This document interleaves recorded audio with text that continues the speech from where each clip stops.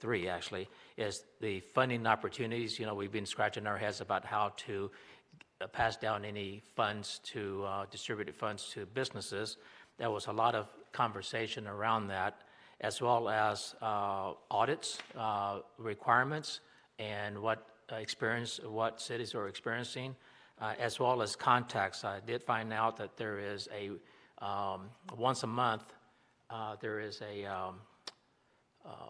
video conference where people get together and just talk about their issues and problems and resolutions to those issues.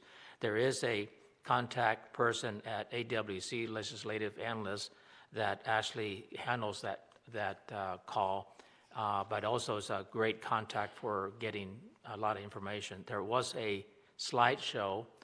I wasn't able to obtain it while I was there, but I've asked staff to get that slideshow and have it available to all the staff, to all the council members. So please, when you get that, take it, and I'm saying this because we still have a lot of conversation to have about spending not only the business portion that we set aside for, but there's still over $1 million left that we have to decide. So understanding the information, as well as understanding some of the audits, requirements, and forms that the staff is going through will give us a better idea what they're going through when they say, when they come back to us on this.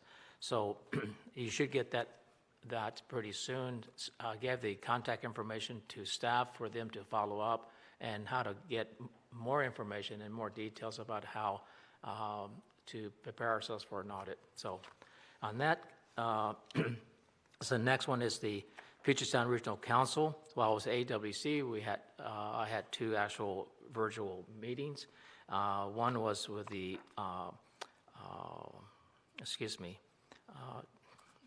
not with Puget Sound, Pierce County, on the Pierce County,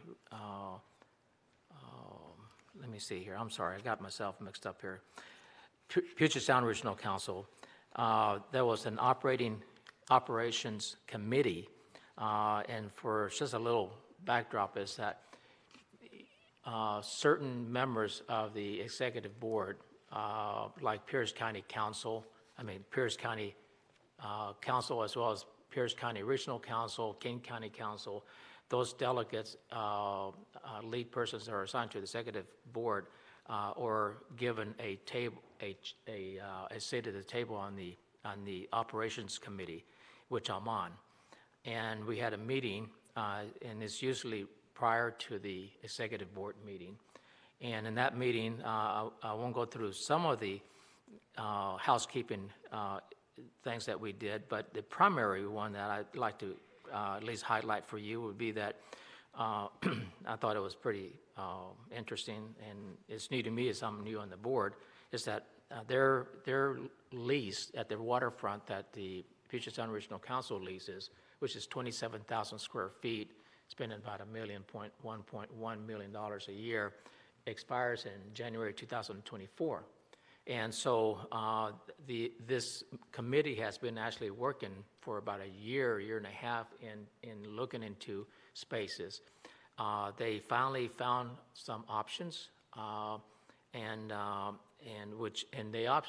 I can't disclose this, is they're trying to get it down from 27,000 square feet to 19,000 square feet, saving substantial dollars and getting away from the waterfront, which is expensive.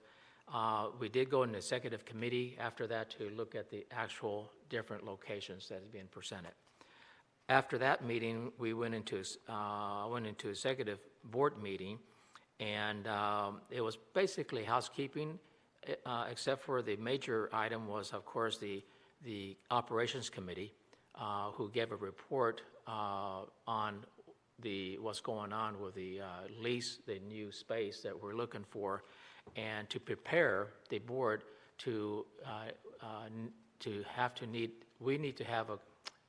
meaning the Puget Sound Regional Council has to make a decision this year on this space so that we can have all of next year to make the move that's required for the 24th. Next was and by the way, in July, we do meet on July the 28th, ops meeting, as well as operations committee, as well as the executive board to finalize that decision. The next one will be, I don't have much report, but just FYI, the Puget Regional Council District Economic Board, which I'm on, meets twice a year. The first one is in January before I got appointed. The second meeting is coming up July the 13th. And there's quite a bit on the agenda, which I've been looking at. And so hopefully from there, I'll be able to report after that meeting. And that's it. Thank you, Mayor Pro Tem.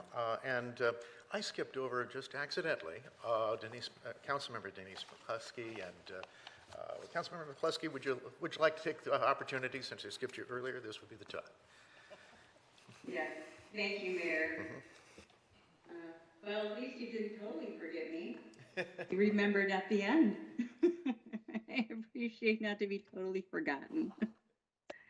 Right. Well, I went to the AWC conference as well and went to several breakout sessions. One breakout section was the missing middle, and had the opportunity to hear from Forum, and state legislative representative was also there, and so different cities. And so it's the whole rubber band tension of who controls what, the state or local government. So that was quite a lively discussion. And there was a gentleman on the board that was vying for the SHAPE manager. And I'm so thankful right now that we have Jason Gutierrez as our manager. I think he gets what the locals want. But anyway, it was a very good AWC conference, and I want to congratulate Councilmember Keel from completing his tenure. He did an exemplary job, and it was fun to have one of our own up there and speaking as president of AWC and as also a representative of the City of University Place. So I want to thank him for doing that. I know it took a lot of time and extra energy, and I do appreciate and are grateful that he was willing to do that. On let's see, something fun, July 14th, teddy bear picnic at 1 o'clock at Current Apple Orchard. So the bears will be out frolicking. You'll get teddy bears, they'll get their medical checkups and dental and their certificate of adoption. And so I guess, and there's going to be teddy bear yoga there too. So it should be a fun event. On in the SHAPE meeting, the missing housing grant was passed, and the City of University Place has a piece in that. And so Mr. Gutierrez will be in contact with Kevin Brisky, and so that will hopefully go forward. The scope of work and budget was also passed as well. The work plan also passed, as we have, as a council as a whole, got to preview it, and Mr. Gutierrez got to do a presentation before us. And next up on the list would be the legislative agenda. And so that was in discussion then. And so we will, I think it will come to action next month for that. And so I'll be looking for some synergy and partnerships with, what we have in our legislative agenda to see how that can be synergized into the whole of this one. And lastly, SHAPE is, as we know, is to go on to their website. You have to go through the Pierce County website. So they're working on a website of their own. And so once that's designed and developed out, then they'll have their own website. So they don't have to go through Pierce County. So it'll be more individually identified.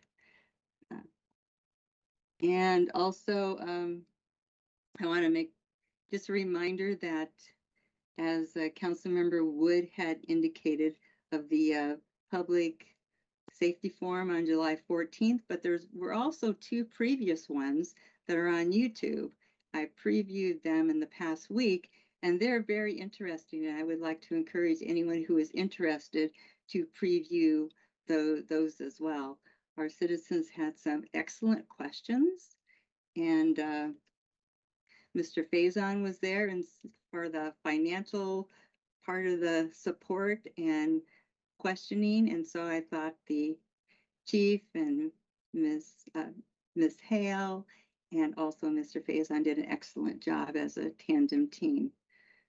So we shall be proud of that endeavor. And with that, I'm going to close off my comments. And thank you for not forgetting me, Mayor. I couldn't forget you, Councilmember McCluskey, but appreciate the good comments. And I have a few of my own as well. So one of those is I did attend the exit audit. So each year when we have a completed state audit, there is a exit conference. I attended that conference, and the city again received a clean audit. We appreciate that, and Leslie and her team and the entire city's efforts there. The audit crew had a variety of good comments. They had suggestions, as they always do, and we appreciate those as well. But the exit audit has been completed, and we're just about ready, I think, to wrap that up and then get ready for next year. There will be they gave us a preview of cost, and costs are going to be going up next year, if I remember right, somewhat significantly. But we'll talk more about that later. I also had the opportunity of attending an event I spoke to you about the last time we met, which is the Danny Vernon Elvis impersonator that was at our church here in University Place, and part of a start of an educational fundraising scholarship program that is in former council member Ken Grassi's name. Several other council members were there as well, and it was very much a fun night, and it was also a chance to think about Ken as well. And like several council members, I think there were 4 of us in total, I attended the Association of Washington Cities Conference in Vancouver, Washington, and very worthwhile conference. We've talked already about some of the courses that our members have participated in. For me, I was in a seminar on crisis communication, active in the business session as well. The crisis communication is very interesting. I have some materials to share with staff and council members here in the next week or two. Also with Councilmember McCluskey, did a tour of some of the development activity that. So for me, this is maybe my 3rd or 4th AWC conference in Vancouver, and you can really see a change. And that was very evident in the waterfront development projects that we had a chance to walk by, and more importantly, hear about their history and the steps that it takes the city staff and the Port of Vancouver staff contributed to make those things happen. Really has changed their complexion, and their mission remains the same, but it keeps getting refined. It was, I found quite interesting. Additionally, at the AWC conference, we had a little bit of business, and one of the things that was going on is there was preparation for Tacoma Mayor Victoria Woodard's soon-to-be step up to the National League of Cities presidency. So Mayor Woodard's will be the president of the National League of Cities. That is a very important role, and we are honored to have one of our own in terms of inside Pierce County to have that role. She will be stepping into that position on the 11th of November, or no, excuse me, the 12th of November. And that will be at a AWC meeting in Kansas City, Missouri, if I remember right. So, Council, I wanted to put that idea in your mind because for a variety of reasons, and I think good business reasons for us, it may be worthwhile for us to consider a delegation to that particular NLC meeting to support our neighbor mayor as she moves into that presidency. Just as our council colleague was the president of AWC, the state association. Here we have the next door neighbor being the president of the National Association. We don't need to talk about this in any depth now. I just wanted to bring it to your attention and have you think about that a little bit. Perhaps we can figure out a way to do a delegation to that. Other things we have going on. We've, of course, worked with city staff and with Steve Sugg about our agendas and the various activities the city has. It appears at this point that the meeting on August 15th could be very light. In fact, maybe nothing on that agenda. And Steve and I have been discussing that. The meeting before August, 1st, is going to be a standard length meeting for us, and we'll be doing the city's business then. And the meeting later, the first meeting of September, will be also have a standard length meeting as well. The point of this is the potential for us to not meet on August 15th. Now, if we have important business, necessary business, we should, but as it sits now, we don't have anything scheduled. Why that might be valuable is interrupting our routine of every 2 weeks is valuable for us, but it's also valuable for our staff.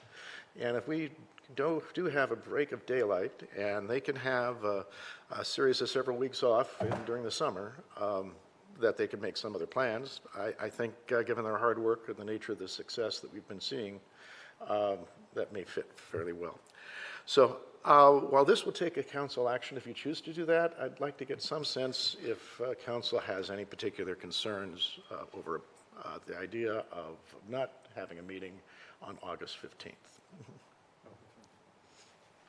No concerns, sir. Okay. All right. Then I think we will, with those things in mind, prepare a resolution for our next meeting, or whatever the appropriate motion may be.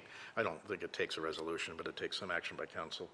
Our city attorney will figure that out, and we may have that on our next agenda. I also wanted to report, last night I did a ride-along from 7 p.m. to a little bit after midnight.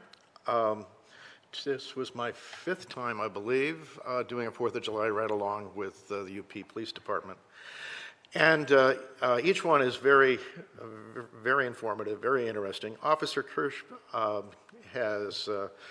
did a great job of letting me ride shotgun, figuratively, not literally, fortunately for all. It was fun to, it was more than fun. It was very informative to be able to see. It was a very active evening. So I've had some perspective now with this being the 5th time in 6 years. The fireworks activity was fairly significant, not as significant as it used to be. Not nearly as loud nor as pronounced, but it was there certainly, and I don't mean to diminish it, I'm just trying to offer some comparison. As was reported earlier, well, it's before I go there, the officer that I was with, he was, I thought he did a great job of working with the fireworks issue. So everyone we saw that had fireworks, which were for the most part families, he would stop and he would sort of lean out the window and say, just so you know, if it's on the ground, it's good to go. If it's in the air, don't do it. That's illegal. Okay, have a great night. And off we'd go. We made about 35 fireworks contacts that night, and the majority of those were just that informal and that quick. But it just helped get the message out. And I thought it was the right message, and it helped, I think, help everybody know what was allowed. Not everyone had legal fireworks, but they did come to a quick understanding of what could and shouldn't be done. In addition to that, there was quite a bit of, as you've heard, calls with disputes between neighbors and issues of domestic violence, for the most part verbal violence. So we had a number of those calls. That really ended up being the majority of the time in the course of the evening, and that was also very educational to be able to see how we're handling those and the things that it takes to be able to do those both effectively and safely. And sometimes those are very challenging. We did have a fire at Fred Meyer, an intentionally lit fire inside the building where someone had put flame to a series of garments and smoked up the building a bit. The fire department came and took the garments out and all of that. And we had a pretty significant police response to that as well, just because of the potential that was there. This isn't the first time. There seems to be a regular person that is doing this for whatever reason, and but hopefully they will be able to stop this behavior soon. So it was, as always, a challenging night and a difficult one and a very busy one. Fireworks were part of it. Alcohol was more of an issue, in my own particular estimation, as to what made that night as a holiday night. But I didn't see any injuries. I have to say, the officer, after he was driving, we were driving back to the station. It's the end of the night. It's like 12:10 or something. And we're driving right by the main street where I live on 67th. Thought that was very nice. We're going to the station where my car is, though. And so we're driving along, and he's ready to go home, and I'm ready to get in my car. And then suddenly he swerves, and someone had pulled out in front of us with no warning, and swerved into the other lane, flipped a U-turn, and came over and talked to that driver a bit, and help him understand that they came very close to hitting a police car, or anyone, let alone a police car. And they worked through that situation. I leave it to the officer for the details. But you just never know when or what's going to happen, and you have to stay alert at all times, and certainly that was the case. I'm glad that Officer Kirsch was as alert as he was at the end of his shift. But eventually we got home. The irony was, for me, where we stopped that vehicle, I was about, I guess it was 100 feet from my street, and could have just gone home, but I needed my car too. So anyhow, but everybody was okay, and the night went well. But I do appreciate Officer Kirsch's efforts, and our force too. Seeing these men and women in action and how they need to worry about our safety and also worry about their own. And it's a challenge, and this is a difficult night for us, as I think it is for a lot of police services in the region. With that, the other thing I wanted to do was to thank Councilmember Keel for your AWC presidency, as Councilmember McCluskey, yep, indeed. Well done, and you've made us continue to make us proud for our community, and you've represented University Place well, and also brought the agency, the association, several steps forward from your good efforts. So thank you for that. And with that, I'm a little behind. We're going to move on to our study session, and we'll get that started with our Citizen Advisory Report, and we'll start with the Public Safety Advisory Commission, who's here to join us this evening.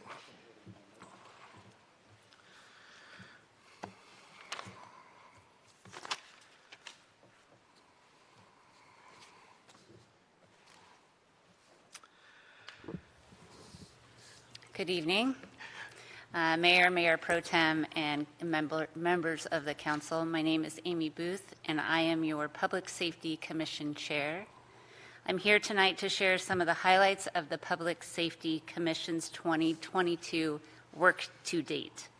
We received and continue to receive monthly updates on public safety issues and items of interest from UP School District, the West Pierce Fire and Rescue, and the UP Police Department. We hosted Mayor Worthington in February of this year to learn more about his vision for the commissions and how we can better serve the council. We participated in a joint meeting with the City Park Advisory Commission, where we discussed Resolution 907 and provided input for PAC's recommendations to the council. We hosted United for UP to better understand their mission and how the commission could partner and work with United for UP on public safety issues in University Place. We invited Northwest Passage outreach consultant team Lillian Christian together with the city and the police staff to discuss public safety outreach and how the commission could participate and increase outreach. Members of the commission have been involved and worked in the following. We watched the council's retreat, the EMC research report, watched all public safety council presentations to this point, the UP Police Department staffing presentations to the council, and the Northwest Outreach presentation to the council as well. Members attended Duck Days and distributed information and brochures and engaged the community members and invited attendees to attend upcoming public safety forums. We attended and assisted staff with tasks at the forum/listening sessions. We have shared outreach materials and social media content with friends, neighbors, and colleagues. Thank you, Councilmember Belisi. And the outreach continues with the commission. Do you have any questions? Well, thank you, Chair Booth. Appreciate you coming in and giving us an update on how things are progressing. I do have a question. So in your public outreach, what are you hearing? What are people saying? There's a lot of questions about the community outreach person specifically. I think that the chief has gone over that multiple times, just really clarifying for the members or the community on what that role looks like. I need to say that he has done an amazing job educating the public with a cool head, where there's times that I did not have a cool head. He maintained that, so kudos to him. And I think the other thing was a lot of education regarding people not knowing where their tax dollars go, who is responsible for what, whether it is state, city, or so on. But a lot of education in that respect. Good, thank you. Any other issues in addition to the public safety potential levy? I am hearing a lot of positive things.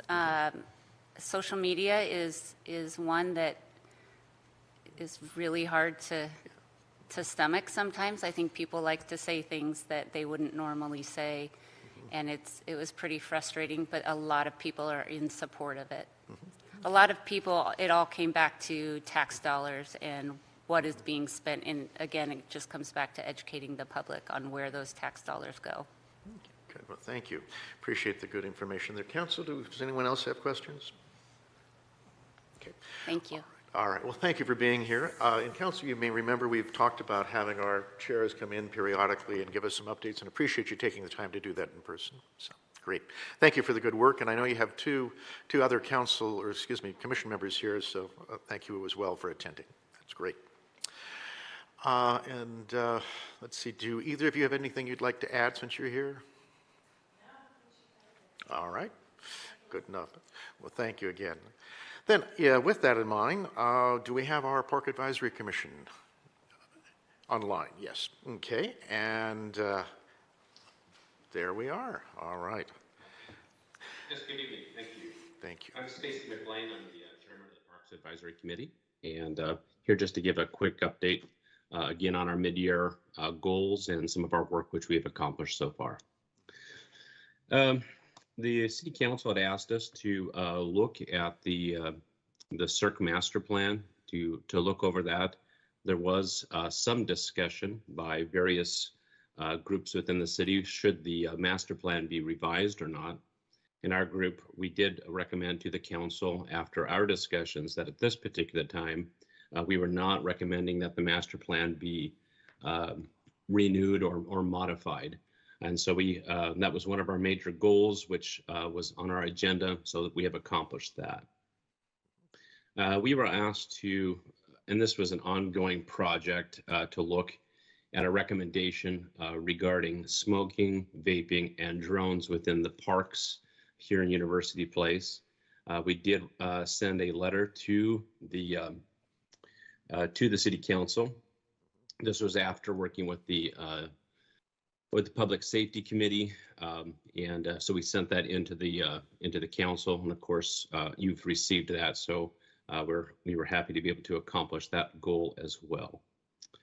We were tasked with looking at restroom policies. Ultimately, we have looked at restrooms in a couple of different parks. The Kern Apple Orchard, we did recommend that the permanent restroom be constructed at Kern Apple Orchard. There was some talk about Homestead Park as well, and though we've had discussion, that's still in process so that's still under consideration. But at this particular point, we have not finished a recommendation on that. Let's see here. One of our goals was to talk about promoting parks, and that's just always an ongoing type of thing. I'm not sure if I've got too much that's overly tangible there. In part of the year, we were asked to take a look at the 1 acre lot on 27th and Elwood and try to find out what people would like there. We did do a flash vote there, and so that was beneficial. We got quite a few responses on that. One of the responses actually tended to drive another topic which has come up. There were a lot of people who wanted an inclusive playground, and so we looked at the 1 acre lot there, and we're trying to determine if a inclusive playground would be a possibility there. Because of the lack of parking and because of the absolute necessity of bathroom facilities there, we decided that's probably not a good location for that. Another location is, we are considering another location, and I actually have a meeting on Thursday to talk about that particular location. So we will see about that. But at this point, we do not have a recommendation, but we're hoping to be able to give a recommendation for that in the future. We were able to have a meeting with a manufacturer just to help us to get a little bit of an understanding of the scope and scale of what an inclusive playground would entail. We've also met with a group, I forget the name of the group. It's an advocacy group for University Place, and they are very much a big backer for the inclusive playgrounds. We've met with them a couple of times and had good discussions with them. So that's been very, very positive. That wasn't something that was on our list to begin with, but it's really kind of come from the study of the Elwood property, and that has moved from an idea which has moved into something which several people are very interested in, several people groups, or not people groups, but advocacy groups would like. Regarding Cirque Park, we have won a grant for a playground in Cirque Park. We're excited about that. As far as I know at this particular time, though we have won the grant, the money's not there yet, so we're still waiting. And one of these days, that'll be a very nice thing. So the Parks Commission was also asked to look at trying to connect Adriana Hess Park and Paradise Pond Park. Those are two parks which they're almost touching each other. There is one piece of land which is not ours, and so far the owners have not been desirous to allow us to purchase that. And so we did send a letter encouraging to encourage the council to go ahead and to continue to try to connect those parks. Let me see here. I think those were the major items which we had. Let's see here. I'm trying to look at my notes here one more time. I believe those are the major items which we have for parks at this particular time. Do you have any questions for me? Thank you. And thank you for a good listing of all the activities underway and the help to make all of that happen. I think we do have a question or two with council. Before I go there, I wanted to ask a similar question of you as I just did with public safety. Have you had any particular issues that you have come to or you've heard in the community that would be valuable for us to hear about? You know, when we put surveys out for parks, the things which we always hear about more than anything, we hear safety. That's a really big concern for people. And as far as parks specifically, there's a number of people who are very upset about canines, dogs in the park, dogs leaving their waste in the parks. It's a really big issue, and it's like 50% of the time that we'll get some sort of response on that. So, yeah, that's an issue. Good. Well, thank you for sharing that too with us as well. So, questions? Mayor Pro Tem? Thank you, Mayor. Can you please, do you have the amount, the grant amount that was granted to us? The grant amount for the park or the playground at Cirque? Right. I don't have that number right in front of me. I'm sorry, I don't have that number in front of me. I do know that we had some matching. We had some money from the grant, and then there's some matching funds. Tony West, I think he is here. He may have that number for us, though. So, he's just popped in. Yeah. I'm here. It was I believe it was a $373,000 grant. And the match? Yeah, it was a 50-50 match. So the grant from the state was 373, and the city would put up the same amount. Okay, from the Parks Capital. Correct. Oh, right. Okay, thank you. Okay. Thanks, Tony. Appreciate that. Any other questions while we have Chair McLean available to us? Okay, good. Well, Ken, thank you for sharing your progress report. Appreciate hearing about that, and just a chance for us to chat and hear things of interest as well. So please pass on our appreciation to the rest of the commission for us, and thank you for your help there. All right.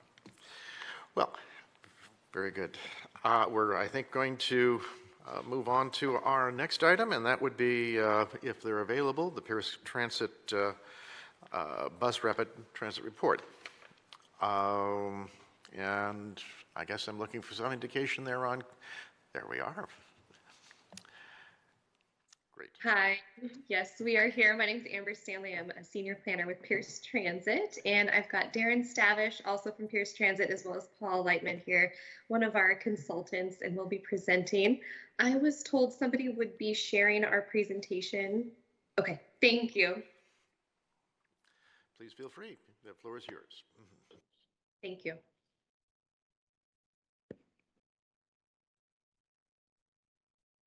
Good evening. Thank you for your interest in this study. It is endearingly known as SSES because us transit planners are all about acronyms, and that stands for Stream System Expansion, Stream BRT System Expansion.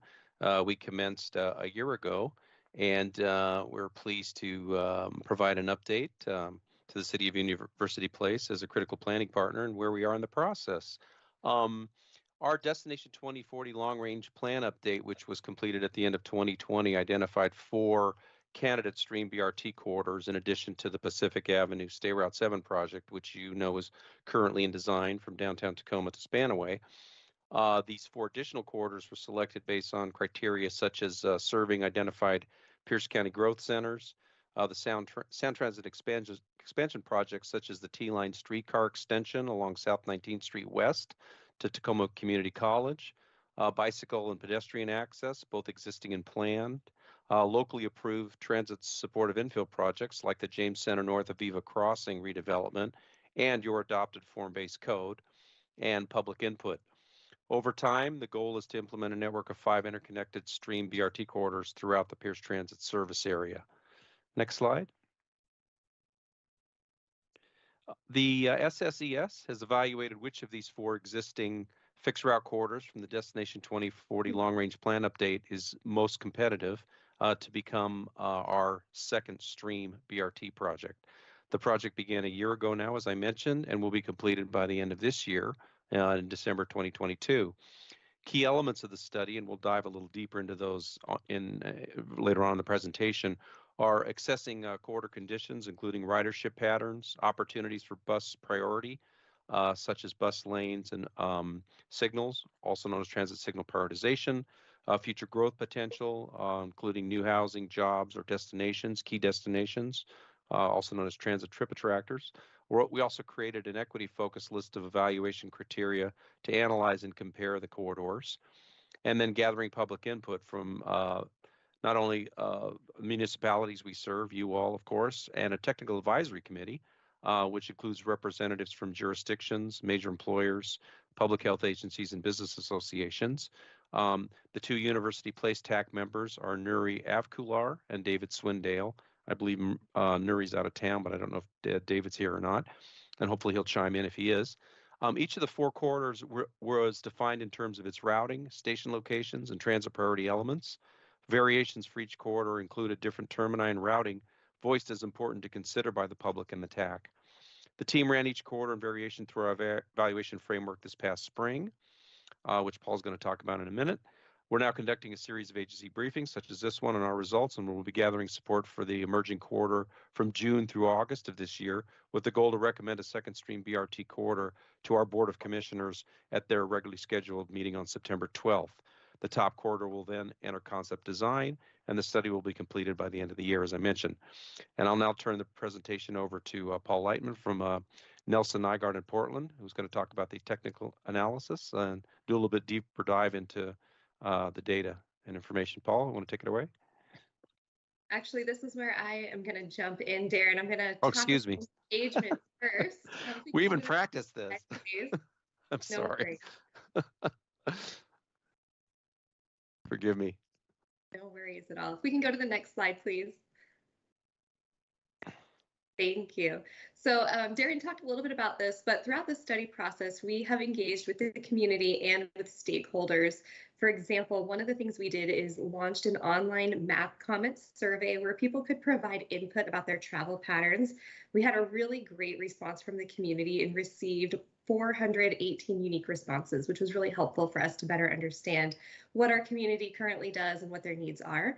As Darren noted, we've held regular TAC meetings, and members of our TAC represent the local municipalities of the 4 routes that our bus routes run through. You can see the full list there on the right.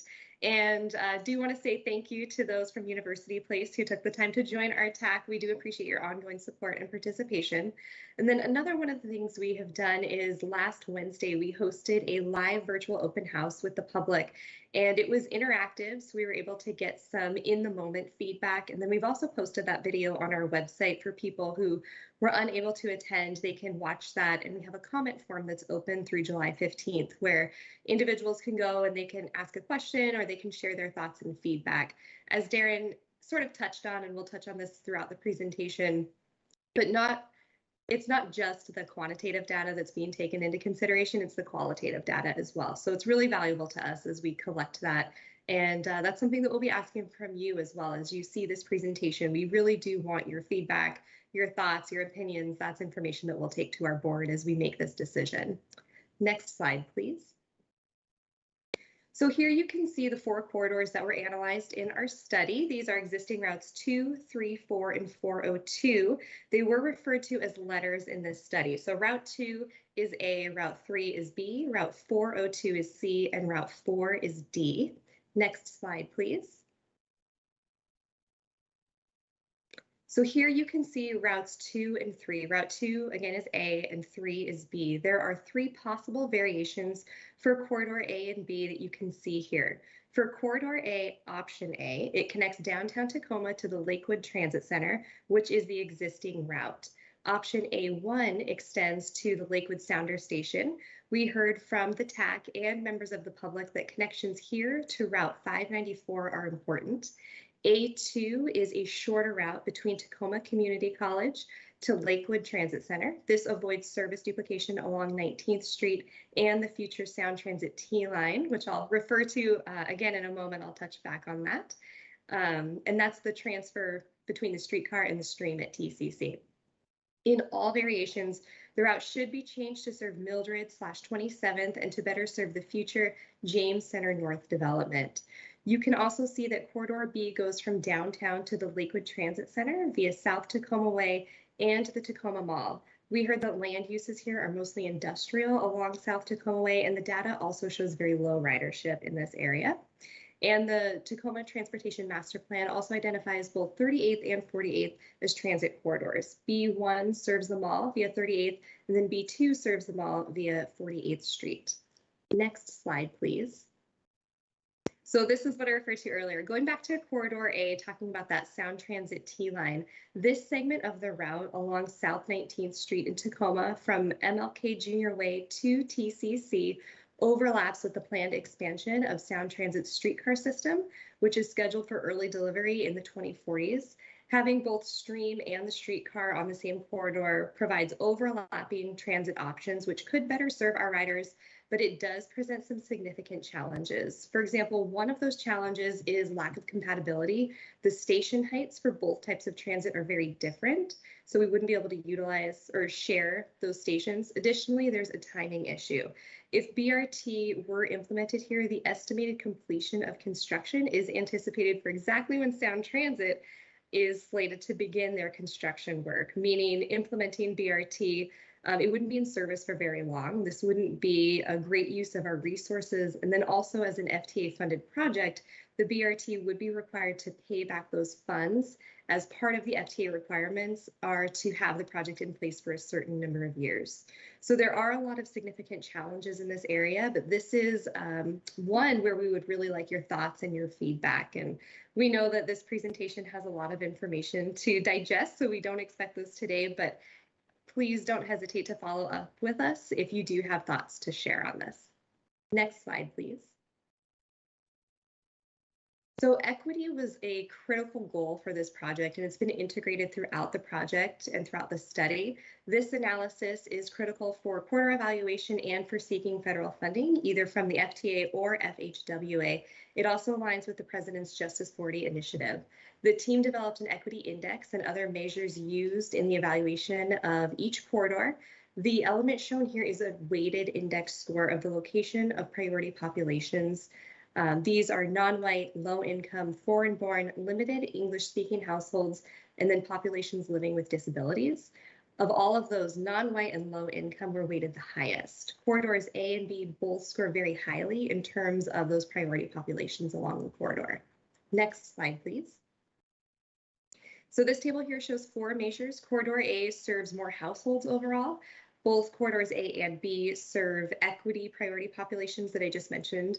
And then corridor B serves more jobs and activity centers. The project team incorporated these measures into the evaluation of the corridors. And now I will pass it over to Paul Lightman from our consulting team to take it away. Thank you, Amber. On the next slide, so for the evaluation, all corridors will put through this evaluation process. And we did this with 5 accounts. An account is a grouping of measures that are based on similar themes. And these accounts reflect the local goals in Pierce County and in University Place. And they include equity-focused measures. I won't go through each of the measures in detail, but I will briefly describe the accounts. So Enhance was used to ensure that we are identifying a corridor that serves the region's highest demand and highest need corridors. Connect was used to ensure we identify corridors that are connecting people who live in Pierce County with jobs and other daily activities that they go to daily. Grow and Prosper is about providing services to areas where the land uses that have more people and jobs to ensure that the BRT service that is implemented is viable and well used by the community, as well as identifying those areas where future growth will be directed over time. Sustain is about reducing emissions and promoting sustainable land uses. And Deliver focuses on identifying the corridors that are fundable, cost-effective, and implementable. There were 14 metrics within these 5 accounts. Next slide, please. There were 2 steps in our evaluation process. The first step that is the one I just described of the 5 accounts with those 14 metrics.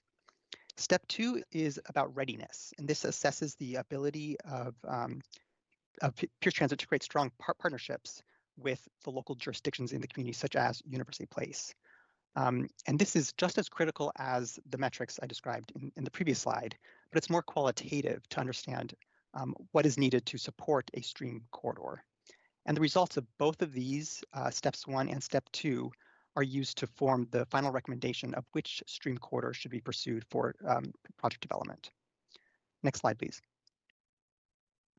I am going to go through some snapshots of the evaluation framework results. These are just a few highlights, and I won't go into each measure, but just to give you a sense of what the analysis included and the outputs that we're seeing. So within the Connect account, one measure we used was the density of jobs with a double weighting for low-income jobs, and we used the threshold of $40,000 in annual income as the threshold for low income. And the evaluation showed that both corridors A and B, but specifically B, B1, B2, and A, had the highest values, meaning they connected to the most jobs and most low-income jobs. And as you see in the map on the top right, these areas are primarily in downtown Tacoma, along 19th Street corridor, near Tacoma Mall, and along the South Tacoma Way, connecting down to Lakewood Town Center. And there, as you can see, there are some moderate density jobs stretching along Bridgeport down to University Place. The next slide shows the snapshot of Grow and Prosper. And in this one, we looked at growth centers. And growth centers is a common policy tool that is used for municipalities to direct land use and where to focus regional growth.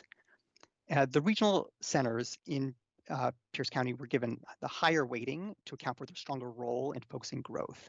And we saw that both corridors A and B scored highest, with corridor A slightly below the values we're seeing in corridor B. Next slide, please. So this shows a summary of the evaluation with the scores at the account level. So the darker colors in the table you see are better scores, and each account for each alignment option can have a score of up to 5, and the total scores are out of 25. And the maps at the top show the highest scoring alignment option for each corridor. So within corridor A, the primary alignment between downtown Tacoma and Lakewood Town Center had the best score, followed very, very closely by the option that would extend corridor A down to the Lakewood Sounder Station. The shorter version between Tacoma Community College and Lakewood scored low, but this was still better than the scoring results from the corridor options for C and D. Yeah, C and D. All corridor B options did score highest, higher than any of the options in corridor A. And it's primarily because of the stronger future growth along that corridor and higher ridership potential. Next slide, please. So we wanted to share these results and make sure that they they make sense for your understanding of the corridors. You feel free to weigh in now or follow up to share your thoughts if some of these results don't seem to make sense, and we would like to hear that. No major issues. Maybe I'll continue to the next slide to remind everyone that there is a two-step process. So the results that I just shared were part of the first step, and our team has just started to work on step 2 to assess readiness. And this includes an understanding of how each corridor would be assessed by the Federal Transit Administration for their Small Starts program. So this is a federal funding program that is currently being used to help fund Stream 1 along Pacific. And we're also assessing readiness by gathering letters of support from local municipalities. And the goal here is to elevate and identify the corridor that should go next, not necessarily which one scores best. And although only one corridor will be selected for project development, all 4 corridors will have recommendations for service improvements and identifying what specific changes would help those corridors be more competitive for federal funding. Now I'm going to pass it back to Darren to talk a little bit more about the next steps in our process.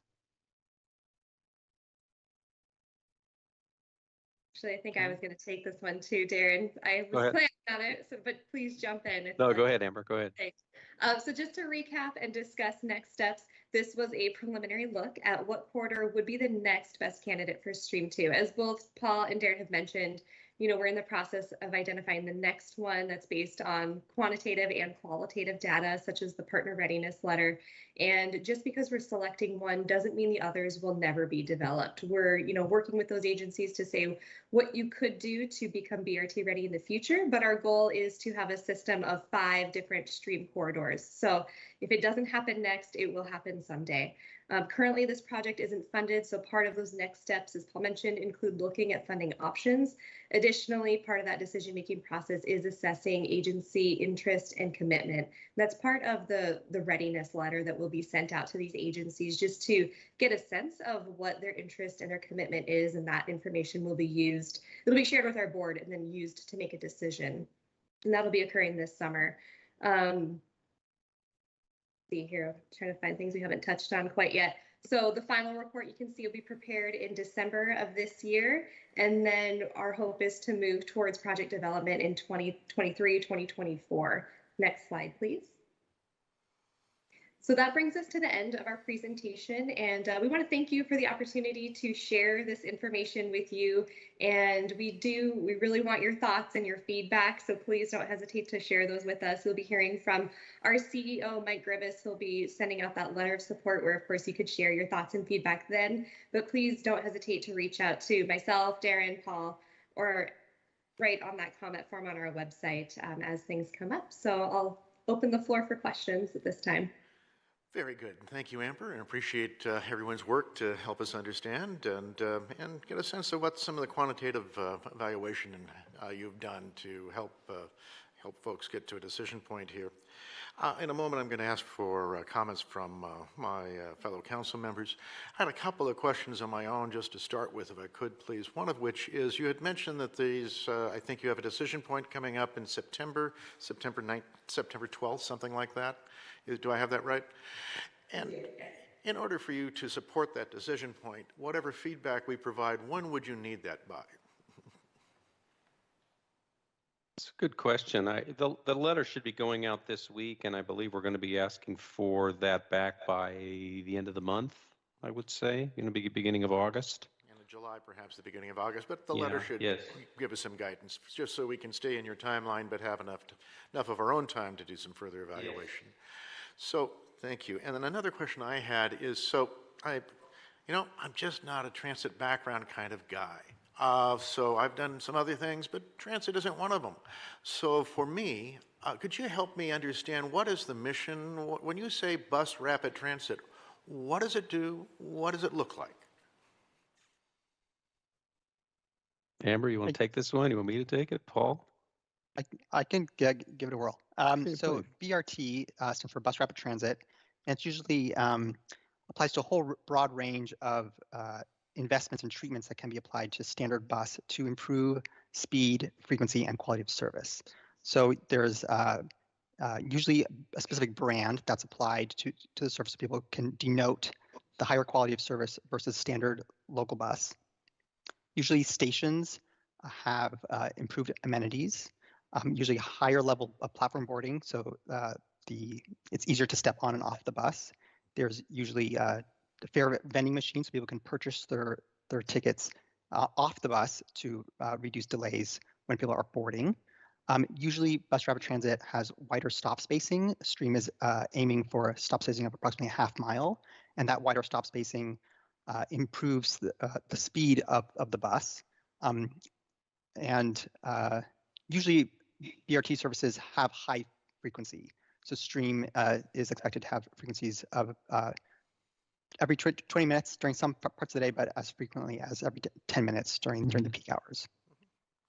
Great, well, thank you. I think you can also think of it very similar to light rail, only with wheels instead of being on a track. Like, it operates in a very similar fashion, and part of the one of the methods to facilitate the speed and reliability is the ticket purchase process. So people will buy their tickets before boarding. It's not like the local fixed routes now where people go and they insert the change or swipe their ORCA card one by one. So it allows people to on and off board much faster, as Paul mentioned. It's measured in what's known as dwell time, and some of our planning partners will have a 20-second dwell time, I mean the time that the bus is actually at the station. When you take the operator out of the equation, checking fares or accepting fares. It's much faster, much like light rail. And I think the great examples that you can witness in the metro area, of course, is Rapid Ride, King County Metro System, Community Transit Swift, and then if you go down south, the Vine in Vancouver, they're in development for their second corridor already. All right, great. Well, thank you. That helps get me started in my transit planning efforts. So, If you're ever up north, I recommend riding either Rapid Ride or CT Swift if you have a chance. great. Does the right-of-way need some special treatment or design in order to support this? It can. Paul, you want to talk about this? Yeah, a lot of BRT systems do include dedicated bus lanes, but not always. Some communities get by without dedicated bus lanes. Some communities prefer queue jumps, which are essentially exclusive lanes just at the approach to an intersection to help them get to the front of the line and proceed across the intersection into the station. And TSP, which is transit signal priority, is also commonly used, where the signals are timed to help the bus get through the corridor. And you have a queue jump example at Mildred and 19th heading north. Before you cross 19th, it's on the right. It's that green lane there. We call it McDonald's, but yes, okay. Well, yeah, actually on the east side of the street heading north. Yeah. Thank you. That's probably about as much as I'm going to be able to digest for the moment. But with that, I'm going to start with the top of our list, which is Councilmember Keel. Great, thank you, Mayor. And I'm probably the antithesis of your lack of transit to eyeball deep into transit. So, and thank you for you guys for your presentation. And I'm sure you're gonna hear me talk here, and you're gonna hear me talk in the boardroom too as well on this topic. I've got a lot of comments, but I'll try to, just talk about a few of them here. I was really intrigued about the issue that you talked about on 19th Street. As we go through this conversation, I'm going to be a real strong advocate to not have BRT go down 19th Street because of all the reasons you just said, around Sound Transit and light rail come through. I mean, it's going to be a mess and not, in my opinion, and not very conducive for what Pierce Transit needs to do and wants to do with BRT. The second thing that that I question and that I have a lot of questions about is when we talk about Route A, particularly going down Bridgeport within University Place, especially around our town center development area. I know what we have planned for BRT 1, like the first one, where we got the lanes and the treatment and grabbing, the sidewalk area, making the roads wider and all that stuff.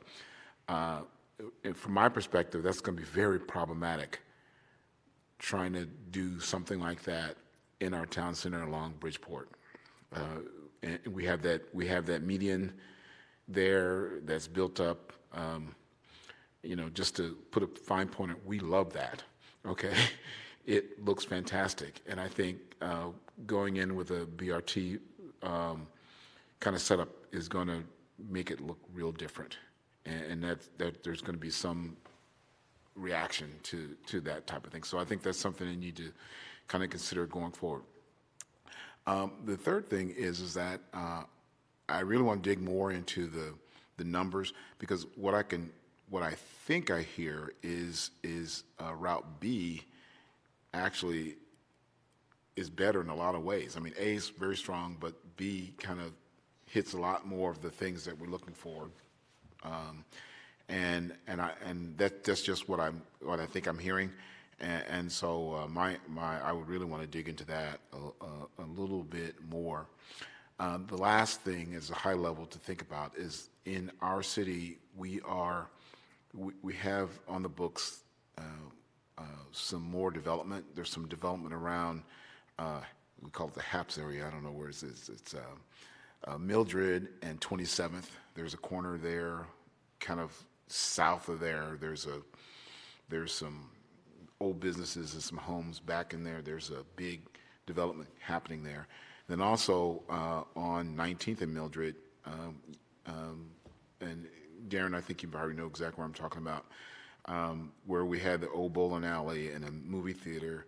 And so there's a lot, and that's all been demolished, and now we have another big development going in there, apartments and that. I think that that's a great opportunity if we're talking about BRT, where Pierce Transit can actually work at how do we service those folks, because there's going to be a lot of apartments in the area. How do we get transit to them? And I think going down Bridgeport misses them, right? You know, maybe something that connects going down Mildred might be a little bit better. And I don't know how, Darren, you guys, the planners, could think that through, but I think that's a big opportunity for us going forward. There's some other things, but I'll stop there. Oh, those are great comments. Oh, I just want to say thank you that I'm taking notes. Sorry, go ahead, Paul. Yeah, I want to respond to a few of those comments. Thank you, Commissioner. So for Stream 1, there are bus lanes being planned along the corridor, but for this current round of evaluation for Stream 2, we're not planning to take any right-of-way for bus lanes. So we would not take out any sidewalks or any medians for these corridors. We would have a focus on TSP primarily as the mechanism to improve speeds for Stream. Secondly, I go back to what you mentioned about using Mildred. Originally the corridor did use the Route 2 alignment going up Bridgeport and turning on to 19th. We did revise that. So our current alignment that we're planning is Bridgeport to 27th, then up to Mildred to get to TCC and 19th Street. So that is what we're pursuing at this point. Okay, very good. Well, I'm going to move on to Councilmember Wood next. Thank you. Thank you, Mayor. So I had two questions, but I think you've covered the first one, which was what's the difference between Route 2 and Stream, but I think that's been covered. Thank you. But one thing I think I heard you say in there is that for Stream, your stations go to about every half mile or so. And basically, it sounds like you're cutting out stations. Which stations would be cut and within the city boundaries of University Place, and how would we capture people who currently use those stations? Or is Route 2 going to still run just in between the BRT? Do you understand the question? Mm-hmm. I will let Darren answer the last part.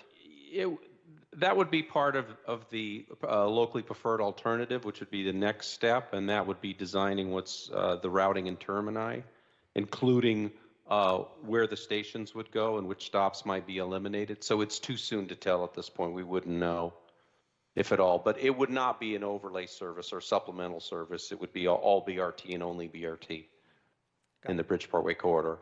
Okay, thank you. But it is too soon to tell at this point. We're not at that level of design yet.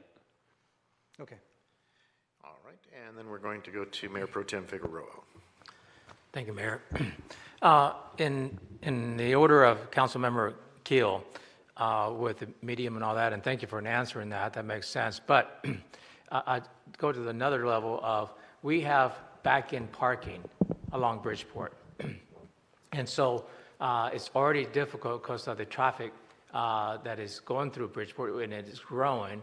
Is how I'd like to hear more about the impacts to those that are backing in to park and on Bridgeport, and we may even have more than what we have now as we continue to develop south of 35th Street in Bridgeport towards 27th. There's still development to occur in that area. So that's number one. The other one is along with Mayor Worthington, and that is I'm not sure about exactly how this will work, but or how it's supposed to work. But is this a round trip where where it goes one way, where people catch it to go somewhere, and then it comes the other way to go back to Tacoma? Is that how it works, or is it just one way and then goes a different route somewhere else? And the reason I'm asking is because if you're going one way, then I don't know where this, a lot of people here, I'm not sure how many actually go to Lakewood, maybe some, but I'm looking at where our people in UP, whether it be down 67 Mildred or Bridgeport, I mean, I'm not sure exactly where they're, where you're going to take them. So I'd like to get a little more information on that. Thank you. Sure. So the stream service would be bidirectional. So there would be buses going northbound and southbound. And the buses would, when it gets to the end of the line, they would turn back and go north again. And Darren can correct me if I'm Just real not quick, if I'm if I can mistaken. interrupt. When you say buses, how many? So I guess you can go ahead and expand on that a little bit more. When you say buses, what does that look like? Like 30 an hour coming through, 1 or 2? Okay, that's what I need. No more than that, no more than 6. If it were on 10-minute frequencies or headways, if it's 6 15 minutes, it and- would be 4 an hour. 6 and 30 minutes, an hour, 10 minutes? One every 10 minutes, so 6 an hour. We call it headways, which is another term for frequencies, how often the bus comes by One every 10 at any minutes. given place in the line. Okay. So if we're at the most frequent would be every 10 minutes, 6 an hour. So it's just on that, if we can have this, since it's a study session, is I'm envisioning, as a very novice in this area, people, if they want to go to Tacoma, they would have to wait on the north side to catch the bus coming back from Lakewood, heading back to Tacoma, right? And the same thing, anybody going to, I guess, Lakewood or any part of that would be waiting on the south side of Bridgeport to catch that. Okay. Okay, thank you. So if you can We finish should on mention some of something this about other the stuff. safety and training issue too, about back-in parking, and that's a good one, and I don't have an answer, so I'd have to punt that to our safety and training team about how they do operate in areas, because as you know, we operate in the corridor now with 40-foot coaches. How do they avoid people that are reverse angular parking? You see that in Old Town as well in Tacoma. I know up at the Stadium District. Tina, you have anything to add about that? Hi, everyone. My name is Tina Lee. I'm Pierce Transit's planning manager. I've been listening and also taking notes. But just to also add, this is an awesome conversation. Thank you. This is exactly what we were hoping to hear, these types of questions.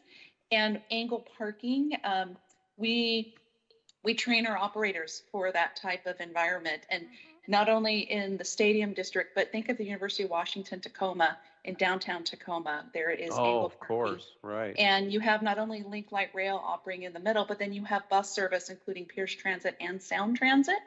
And it's an environment that we train for.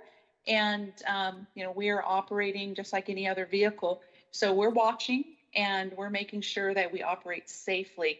I don't know if it's been mentioned, but when we talk about the vehicles, they are a 60-foot articulated bus, and they have 3 doors on each side, so that it's that speed and allowing our passengers to board as quickly as possible so that we're not sitting there and we can keep moving and get them to their destination. So that's also a little different. And then we can carry more people as well, because our estimates are that with your growth that you're planning for in University Place, this is the type of service that we want to provide to really help people to be able to move not only to shopping, medical, jobs, but then also make those regional connections. So the team's been doing a great job. I just thought I'd chime in, especially around the back-end parking. One last comment, and that is that your studies include studying our residents in this corridor to see if they actually go to Lakewood for anything, shopping or for jobs, and is that like minimal or is that a lot? And the same thing going reverse, are they really going to Tacoma or in that corridor for any shopping and or anything else? Because if that's minimal, then I'd like to see the studies and how much demand there is for our citizens to go in those specific directions. Yeah, well, Route 2, which is the service on 19th and on Bridgeport is, correct me if I'm wrong, Darren, is the second busiest It is. Yeah. route in The one in is the system. most, the two is the second most, and the three is the third most over the last 5 years, coincidentally. Yeah, And those are all it- trunk routes. Yeah, and it's very, very busy. And I think Lakewood Town Center, Lakewood Transit Center is the second busiest transit center in the system. There's a lot of demand for people to go down there, both for shopping opportunities, but also to connect to other routes and services to travel throughout the entire county. Thank you. Thank you, Mayor. Okay, very good. Thank you, Mayor Pro Tem. And Councilmember Polisi. Yeah, great question. Yeah. Thank you for your presentation. When I saw your slides at first, the numbers and the validity of them and how you used them were kind of something I questioned.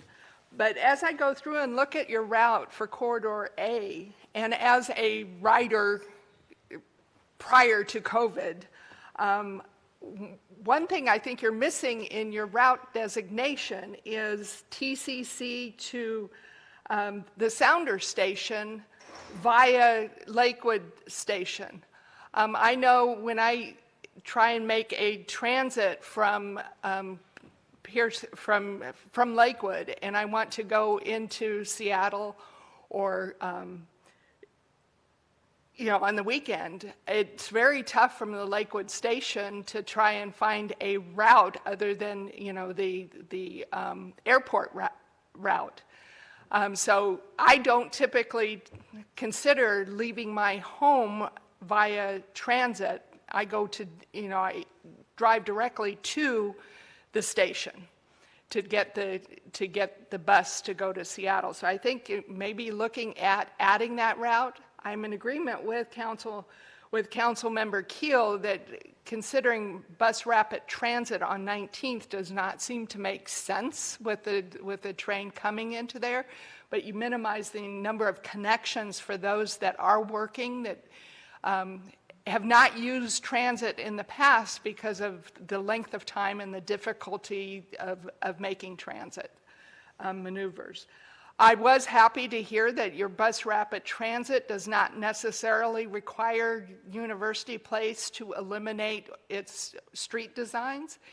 I was rather concerned about that with the stations and the elevations, considering that, in the last almost 30 years, we've put in over $15 million worth of federal funding into our street system, our streetscapes, and in our design planning. And I would hate as a taxpayer and a council member to have to explain to our citizens why all that money is being put to waste, that we can use our existing system and use lighting, the ability of the buses to change the lighting to keep the flow going.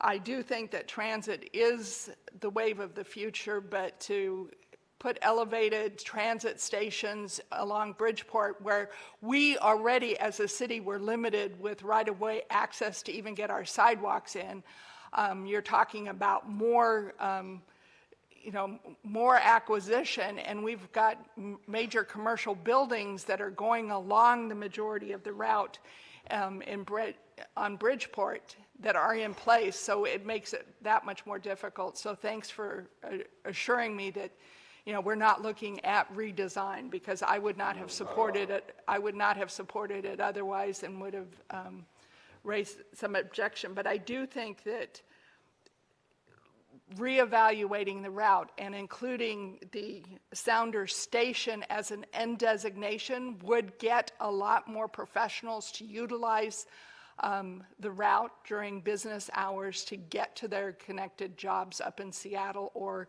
eventually, to the south, should the Sounder go further south. So thank you. Very good. Well, Councilmember Polisi, thank you. Good comments. Councilmember McCluskey, do you have anything else would you care to make a comment at this point before we wrap up our discussion? Okay, here goes council member.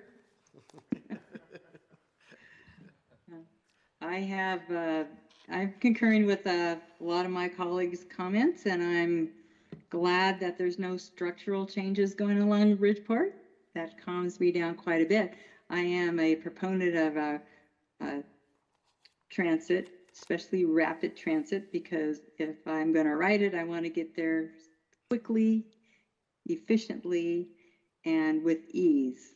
And so it sounds like those components are being thought out in this particular route, because otherwise I'd probably just take my car instead. So that would be an encouragement for me to look at this alternative, because typically, you know, I look at the time, how long it's going to take me to get there, you know, car, bus, train. And so so every 10 minutes, that's quite a lot of buses coming through, and I'm looking at the ridership of what I see on the current buses, and I don't think we're totally at that capacity yet. So my suggestion would also look at, I know you're looking at the Growth Management Act and future growth, and also that, you know, cities are slowly getting there, but, you know, we're not nearly to the plan, not at all. And so I would suggest now looking at the future growth potential of what is currently developing in the municipalities to see where you can get your more bang for your buck to get the commuters to where they need to go as quickly, and also looking at our aging population and the people with limited mobility. I didn't really hear anything about that, but I'm sure that is a component in the equity piece to it.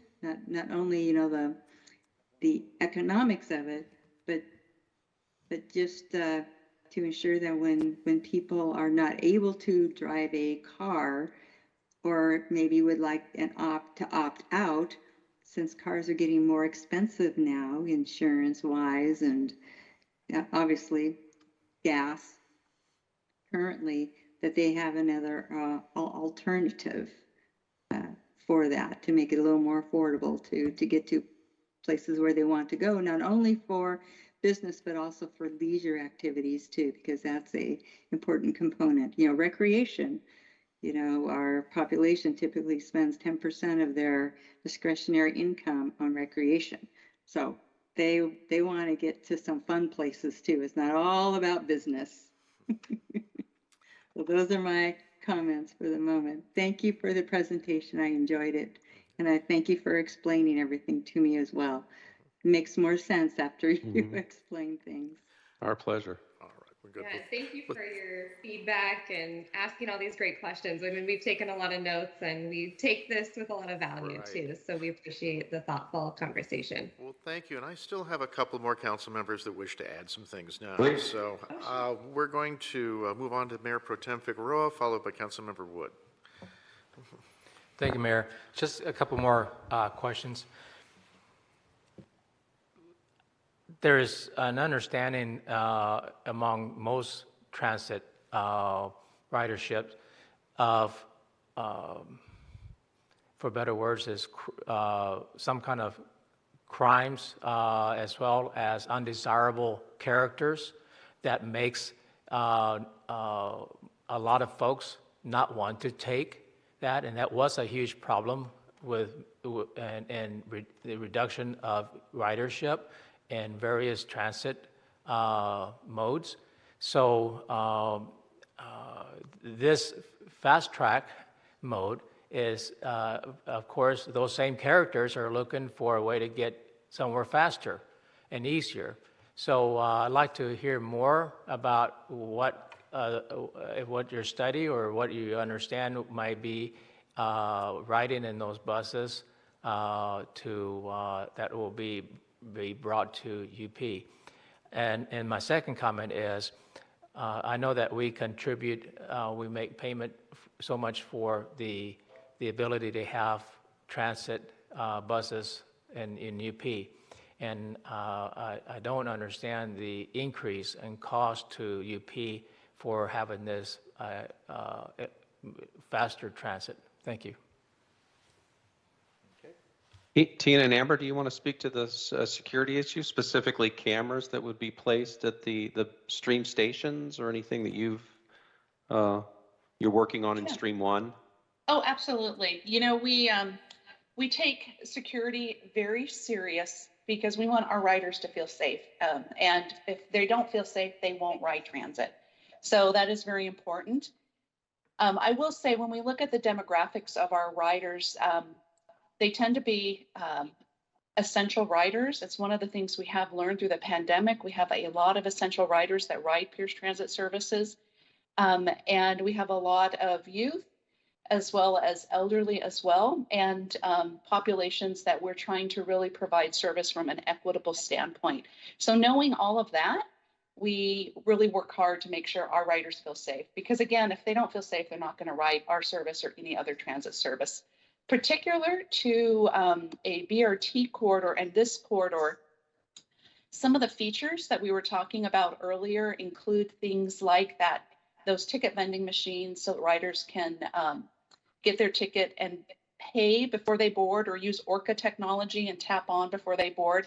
The other features that's pretty standard at every station, especially as an option, a feature, are security cameras. For Stream 1, we do have cameras that are being placed at every station, additional lighting at every station, and then, amenities. Open design too, would you say? An Yeah, open design, so there aren't absolutely. blind spots or places to hide in the station? Yeah, and we think CEPTED, you're probably really familiar with that principle. So we really design our stations using CEPTED or designs to make sure there aren't places for people to hide, and that it's well lit and very visible. We want people who are in the community to see the riders.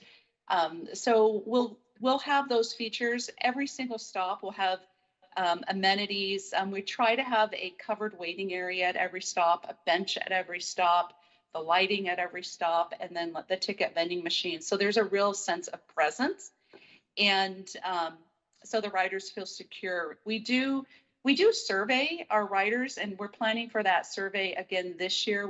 We were supposed to do it last year, but like most agencies with COVID, we had to rethink, when do we survey the riders, because we really want to hear from them.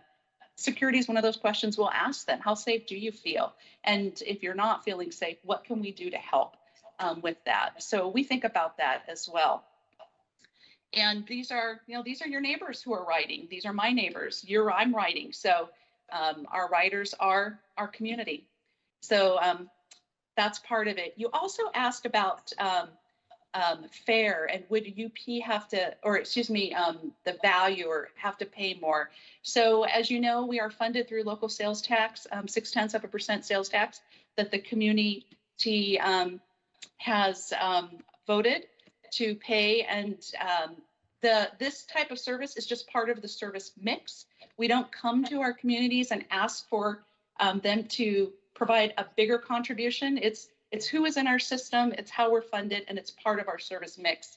So we have so many service hours that we can operate, and we budget for those service hours, and the capital is funded in our capital budget as well. And the reason it's so important that we look at what project or which BRT corridor will score well is from a grants perspective, because we can't do these projects without capital grants, that type of funding.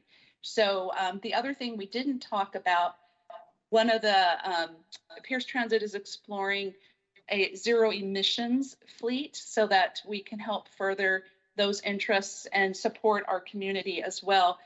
We don't know yet where we'll go with that. We do have 9 buses in our fleet right now that are battery electric. We think the next corridor will be a battery electric BRT fleet as well.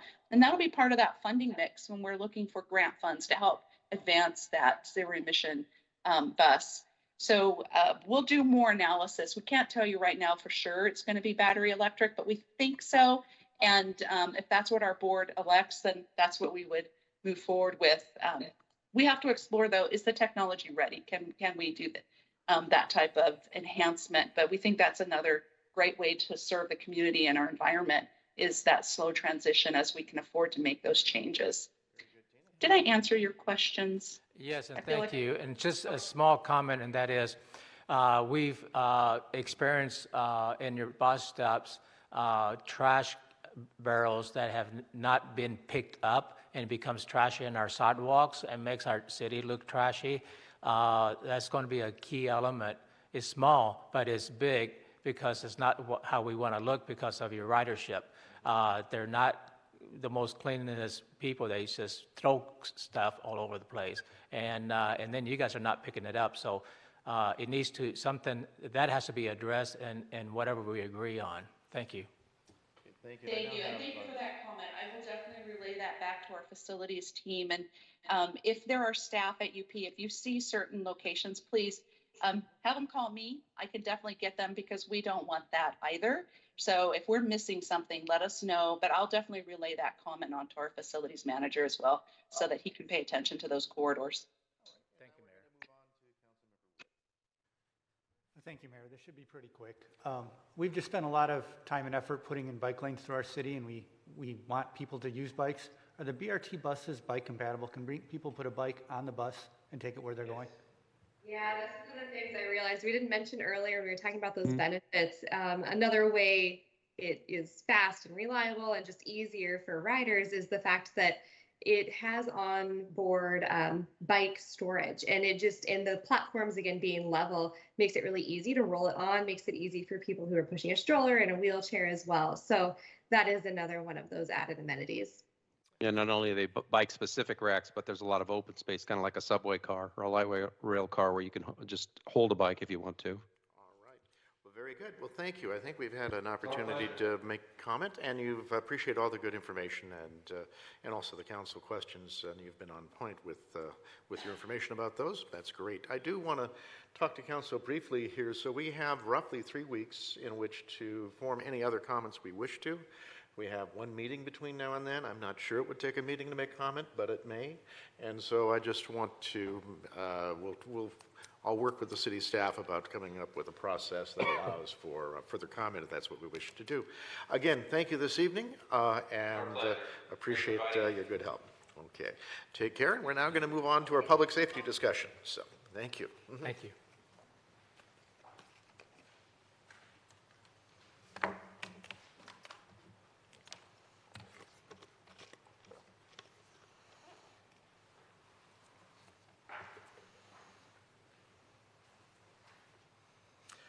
Chief Primo, thank you for joining us. Jennifer, thank you.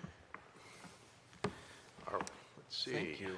Yeah, I believe we're going to be joined by consultants. Okay. Christian and Lily are going to join us as well, and they'll probably start off the presentation.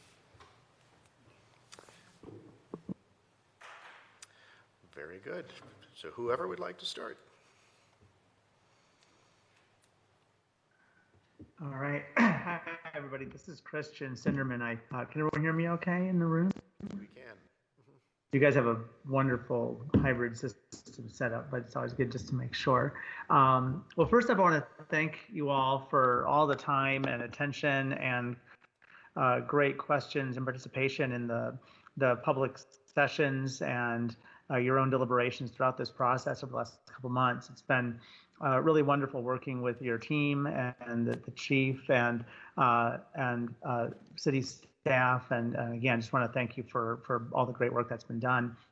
All of you have seen the polling presentation from earlier this spring, but just to reiterate a little bit of how the conversations we've been having in our outreach programs have reflected this data. But the survey that you all did and worked on earlier this year found a huge majority, over 70% support for adding new police capacity and law enforcement capacity to the city. That certainly, as the anecdotal evidence we've been receiving and was discussed a little bit earlier, reflects a lot of that. Within the concerns about public safety, on the next slide, again, we saw just an overwhelming spike in concern around crime, drugs, and other public safety priorities, with the sort of variety of other priorities that make up civic life being a little bit less important. Over the years, of course, we've seen affordable housing spike, we've seen traffic and congestion spike, we've seen other issues But clearly, public safety is number one on voters' minds in University Place right now. So, really underscoring the work that's been done and the proposal for your consideration. Next slide. Reflecting those sort of issue priorities is really the specifics around what some of the public safety priorities should be. Property crime being overwhelmingly, again, having the most intense support.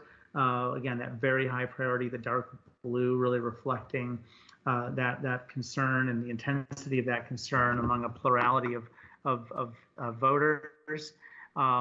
The increased presence and visibility, sort of the general overall staffing, the increased outreach, and finding better and more effective ways of outreach and helping people who are in vulnerable situations.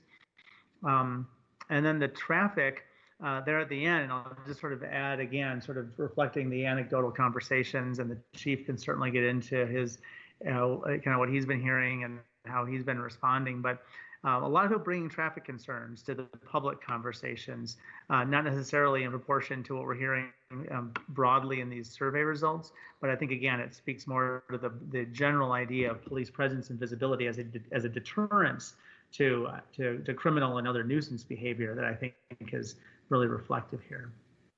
And the final slide, I believe, on the polling review is a discussion of the costs and how the importance or the level of support generically that people have for the different for the specific proposal around a potential revenue measure, and it really doesn't move very much. You talk about the cost of the number we tested was the $14 per month fee, barely any drop. And then after providing a little more information about how that money would be spent and the additional staffing capacity and the prioritization of investigations and property crime, et cetera, and community outreach, the support jumps. Now, again, just to be clear and to follow the guidance of your attorney, this is not an electoral question. This is a generic level of support, but nonetheless, it just reflects the data and how important these issues are to people, and how durable the support and the focus is around taking steps to address these concerns. I'll pause there before we get into the outreach. All right. Yeah, I think this transitions over to my portion now to talk a little bit. Thank you, Christian, for that beginning of the presentation. Giving the council just a recap of what my presentation was to the community. We've had 2 community forum listening sessions, one more next week, and a stakeholder presentation as well, in addition to several kind of one-on-one meetings with some other community members and leaders. During the presentation, I'd talk about what is our current staffing. And as on the chart here on the slide, you can see we're currently staffed at 16 commissioned members in the University Place Police Department. This gives us a ratio of 0.45 officers per 1,000 residents. That gives us the lowest staffing ratio in the state of Washington. Right now, we are staffed with just the 1 supervisor, 1 investigator, and then we have 13 uniformed officers. 12 of those are assigned to patrol. So we talk a little bit about what our current staffing levels are, and then we operate with those numbers. We're only able to operate with 2 officers on duty per shift, 2-person minimums. Shifting into option A, this is the staffing proposal that we talked about during the forums and was presented in the survey research that was done. The proposal adds an additional supervisor who would focus on investigations, an additional investigator, and then adding 4 more uniformed officers to the University Place Police Department. In addition to that, we are adding 1 more, talking about a community outreach officer position, which would not be a fully commissioned officer. This would be a limited commissioned civilian employee that works directly within the PD to act as a liaison between the community and patrol officers to work on specific things. And I'll get into that position a little bit more. And then, of course, we talk about the cost to the average homeowner, and Christian mentioned that during the survey, we specifically identified the cost of that proposal, option A, as being $14 per month for the average homeowner. You can go ahead and go to the next slide. So when we looked at our staffing kind of model and proposal, there's three areas to think about. One is investigations, two is the uniformed presence, patrol, and the other is support services within the department. So with this proposal, we're looking at adding to our criminal investigations, and for the reason is we're looking at a growing property crimes issue here in the city, which is happening regionally, as we discuss in our forums with the community. Fortunately for us, we don't necessarily have a violent crime problem, but we do have a property crime problem. We're projected in 2022 for about a 60% increase in property crimes. We currently, as I said, we have one investigator that handles property crimes at this point. So we're looking to expand our criminal investigations capacity. This allows us to, one, keep up with that pace of crimes that are happening, as well as do further investigations in-house. So as you know, we are a contracted agency, and so our major crimes are handled by the Sheriff's Department. So any violent felonies and crimes against person go downtown for their investigations unit.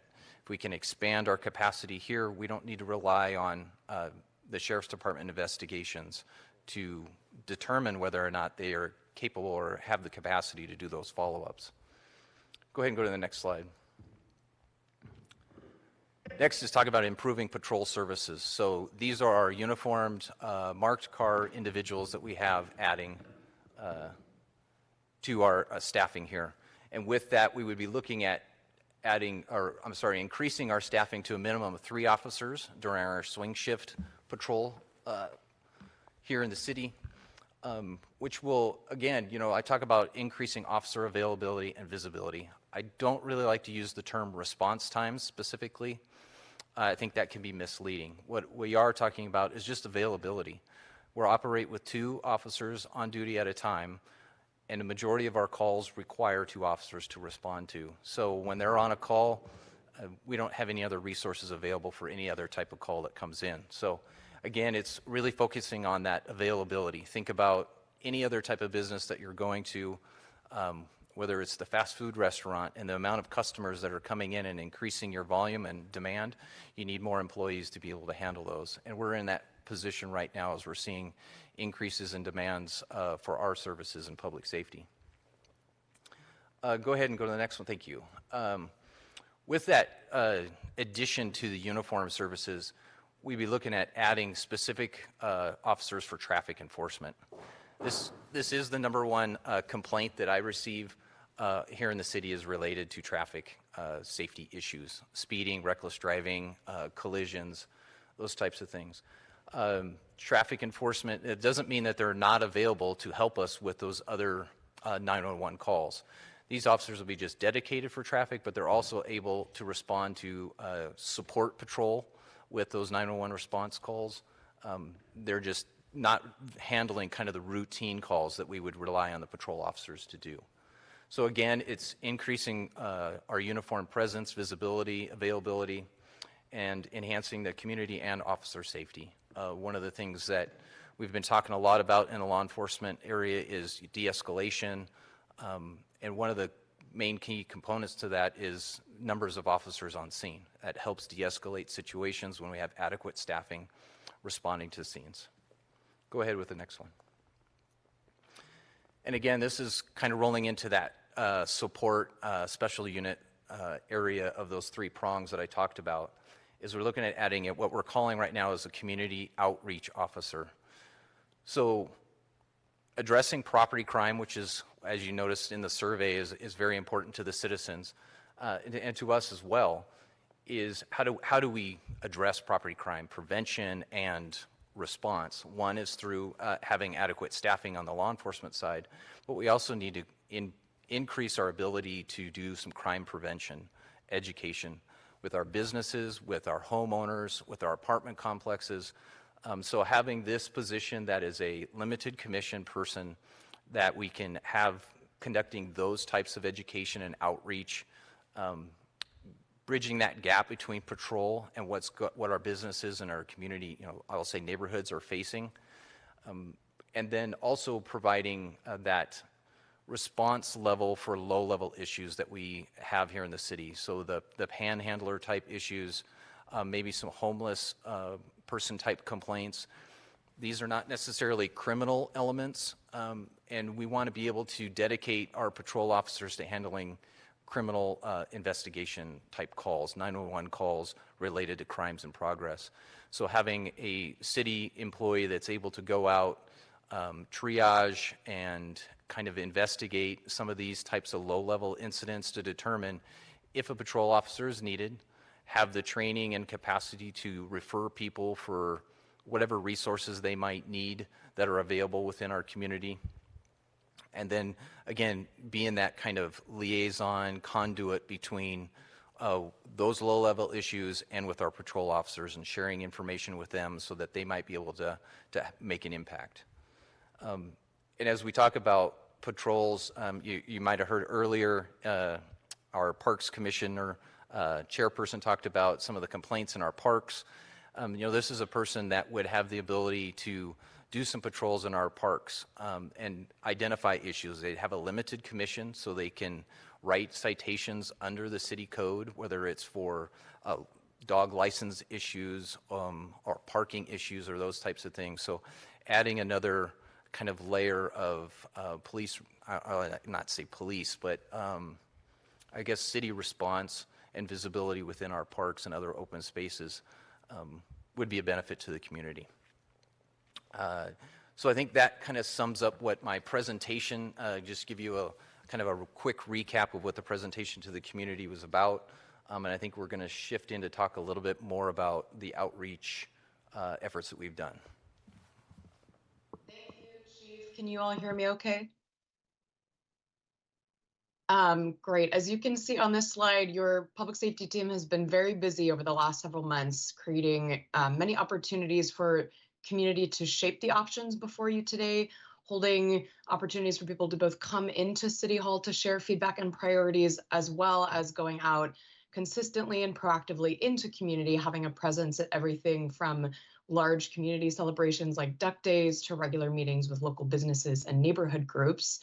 And we saw many of you there at the public safety forums or listening sessions held at City Hall on May 26th, June 9th, June 23rd. And as Councilmember Woods noted earlier, there's still an additional opportunity for public comment coming up on the 14th. Those listening sessions were broadcast widely to your community, held again, as Christian noted, you guys do such a great job with the hybrid virtual and in-person format. And your communications team posted notice in both your newsletter, it was on the website, and sent invitations to every single UP household in the form of that beautiful postcard that Amanda and Linda created. And before any of the broader community outreach, I would just also add that city staff did a great job vetting this proposal with the Economic Development, Parks Commission, Planning Commission, Fire Commission, and Public Safety Commission, and several of your public safety commissioners have been working tirelessly engaged in all of the outreach efforts, both at community events and multiple listening sessions. And finally, while this has certainly been a comprehensive outreach effort, I will also note that it is definitely not over yet, and your public safety team is continuing that work with the fire department, library, school district, the local business community, and other neighborhood organizations to continue to raise awareness of this opportunity to address your community's top public safety priorities. And there was significantly more engagement on the digital side of things. So I'm going to turn it over to Amanda and Linda to speak to that beautiful video they did earlier, as well as their work on social media and digital engagement more broadly. Thanks, Lily. Yeah, so in line with a lot of those outreach efforts that Lily outlined that were more in person, we took an opportunity to do some strategic planning to really figure out how to reach the largest population of people that we possibly could in the shortest amount of time. So we utilized all of our communication methods, including our website and our newsletter. We created a designated public safety levy discussion page, as well as linked it from every possible place we could to make sure all the information was directed back to that one page, that one single source. We also were able to utilize our newsletter. So every newsletter had a prominent article featuring the public safety listening sessions or the efforts that were related to the public safety listening discussion. We definitely used all of our social media tools in all of their various forms, both photos, posts, videos. And moving on to the video side just a little bit, you saw the public safety video that was done earlier, which was a wonderful collaboration with some of our community stakeholders, as well as some folks in the community as well. We also created an Instagram reel, which garnered a big reach, which was wonderful, which I'll talk about a little bit in the next slide. We also created 3 postcards that hit every home and business in the city, which was wonderful. The third one should be hitting soon, and the first 2 have already come in advance of the first 2 public safety listening sessions. We also created the informational flyers and handouts that went out during all the stakeholder meetings, were passed out at some of the events. So we made sure to get that tangible information into residents' hands, no matter where they were visiting, whether it was our online presence or if it was in our in-public meetings. And with all of these efforts, we were able to take some of this content and really figure out how folks wanted to engage with us and see what kind of response we were getting. And it turned out that even in the short amount of time, we were able to garner a lot of interest in conversation. So our public safety video had over 300 views, which is wonderful considering it's a 3-minute long video. Typically, we see videos that are more in that 30-second to 45-second range that kind of get that big, huge interest. And so it was 193 more than the average. And that's a huge number considering it's only been out for a little less than a month. We had a lot of really wonderful traffic to both our public safety discussion page as well as our police page, which drives traffic directly to that public safety levy page. Between the listening sessions that we've had, not including the one that's coming, fingers crossed we'll get a big turnout for that one, and the stakeholder meeting, we had over 100 people attend both virtually and in person, which is wonderful considering it can be really challenging to get folks to come attend these public safety or the public in-person meetings. Overall, we had 36,000 impressions on social media, which is a large number, and that's taking into account all of our social media channels. It includes our reach, it includes the people who have shared, liked, interacted with our posts. And so that's a really wonderful number to consider, considering the amount of resources that we have and how big of a response we were able to get. The Instagram reel that we did, which was focused more on the first public listening session, it was only about an 8 to 10 second clip, no words involved, just the chief up there doing his thing, delivering all of his messages, and it got over 2,500 views. So another really great way to spread awareness on the things that are happening related to the public safety levy. And going back to our print feature, or well, I guess our digital print feature, we had 4 newsletters with an average readership of 1,300, which is a really, really great number considering we've only had 4 newsletters to really sort of hit all of this messages across everyone's email inboxes. So overall, we had a really positive response on all of our social media and communications engagement with a lot of help from the entire public safety team, a lot of collaboration, and we were really, really pleased to see the response we got from the community.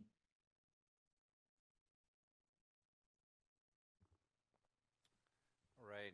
Thank you, Amanda and Lily, for that recap of the outreach.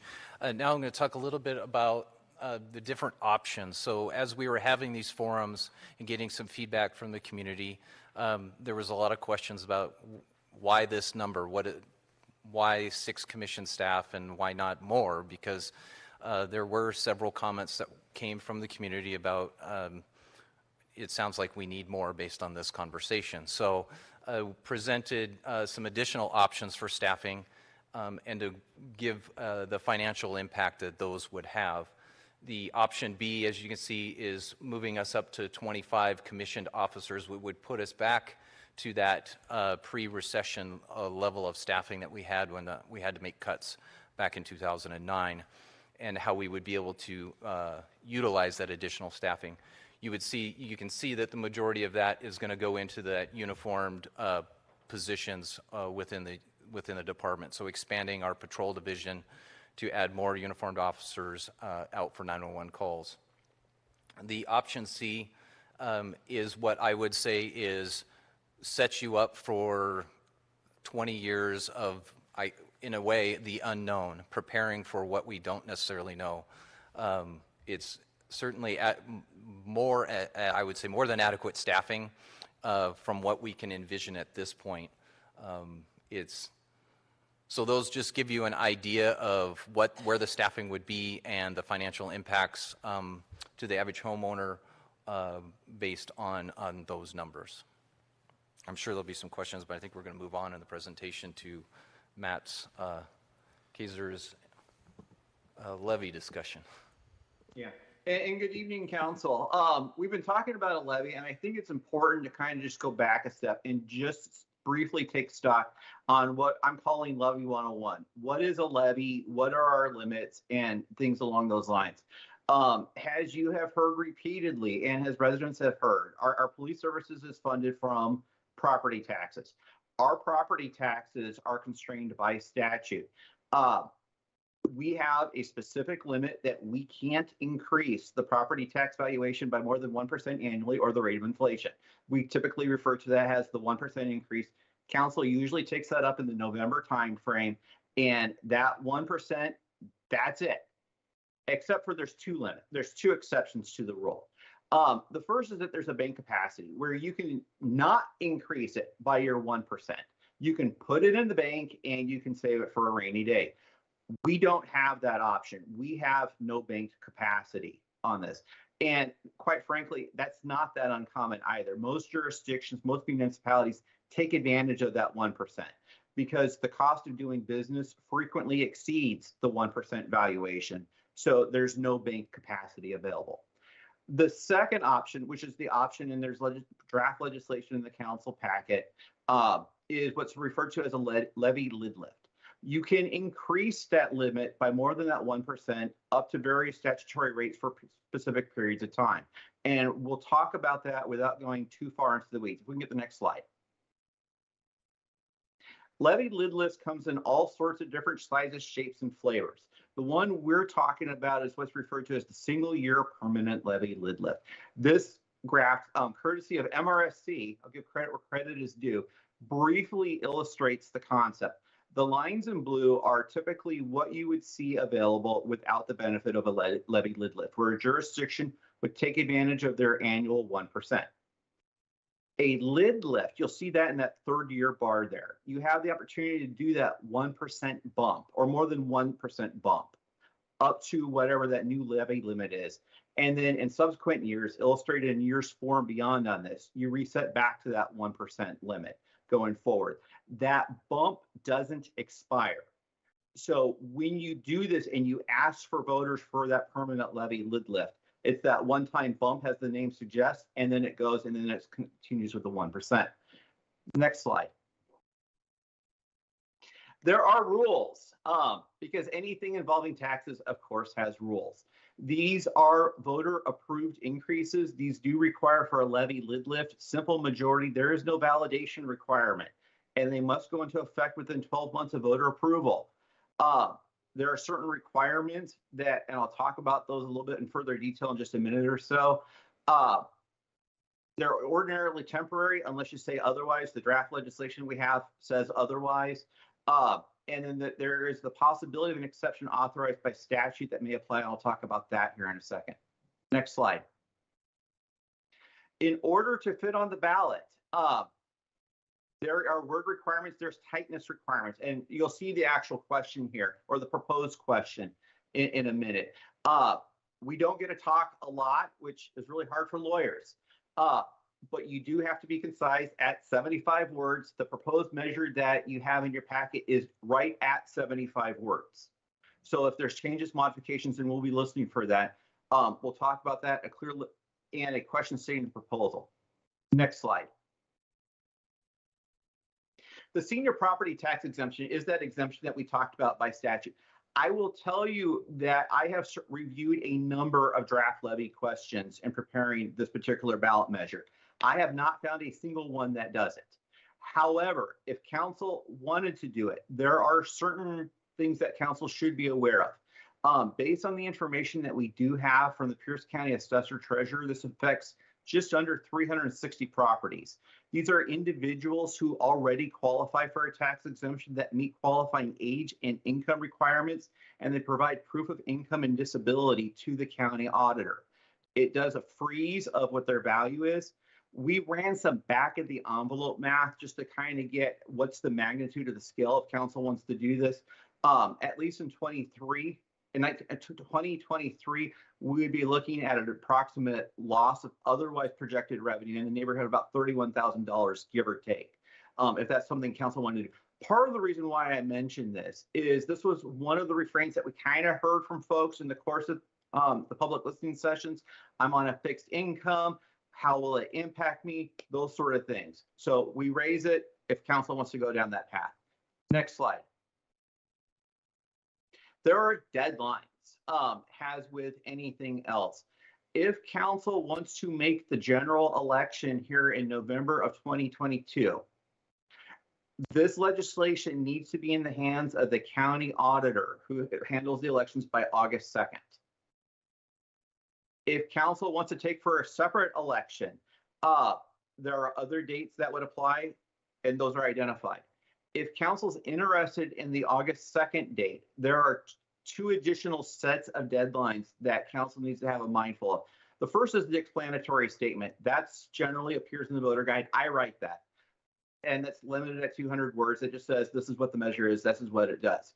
The other one is pro and con committee statements. And this is an area where council does have the ability to shape at least who gets to write those statements.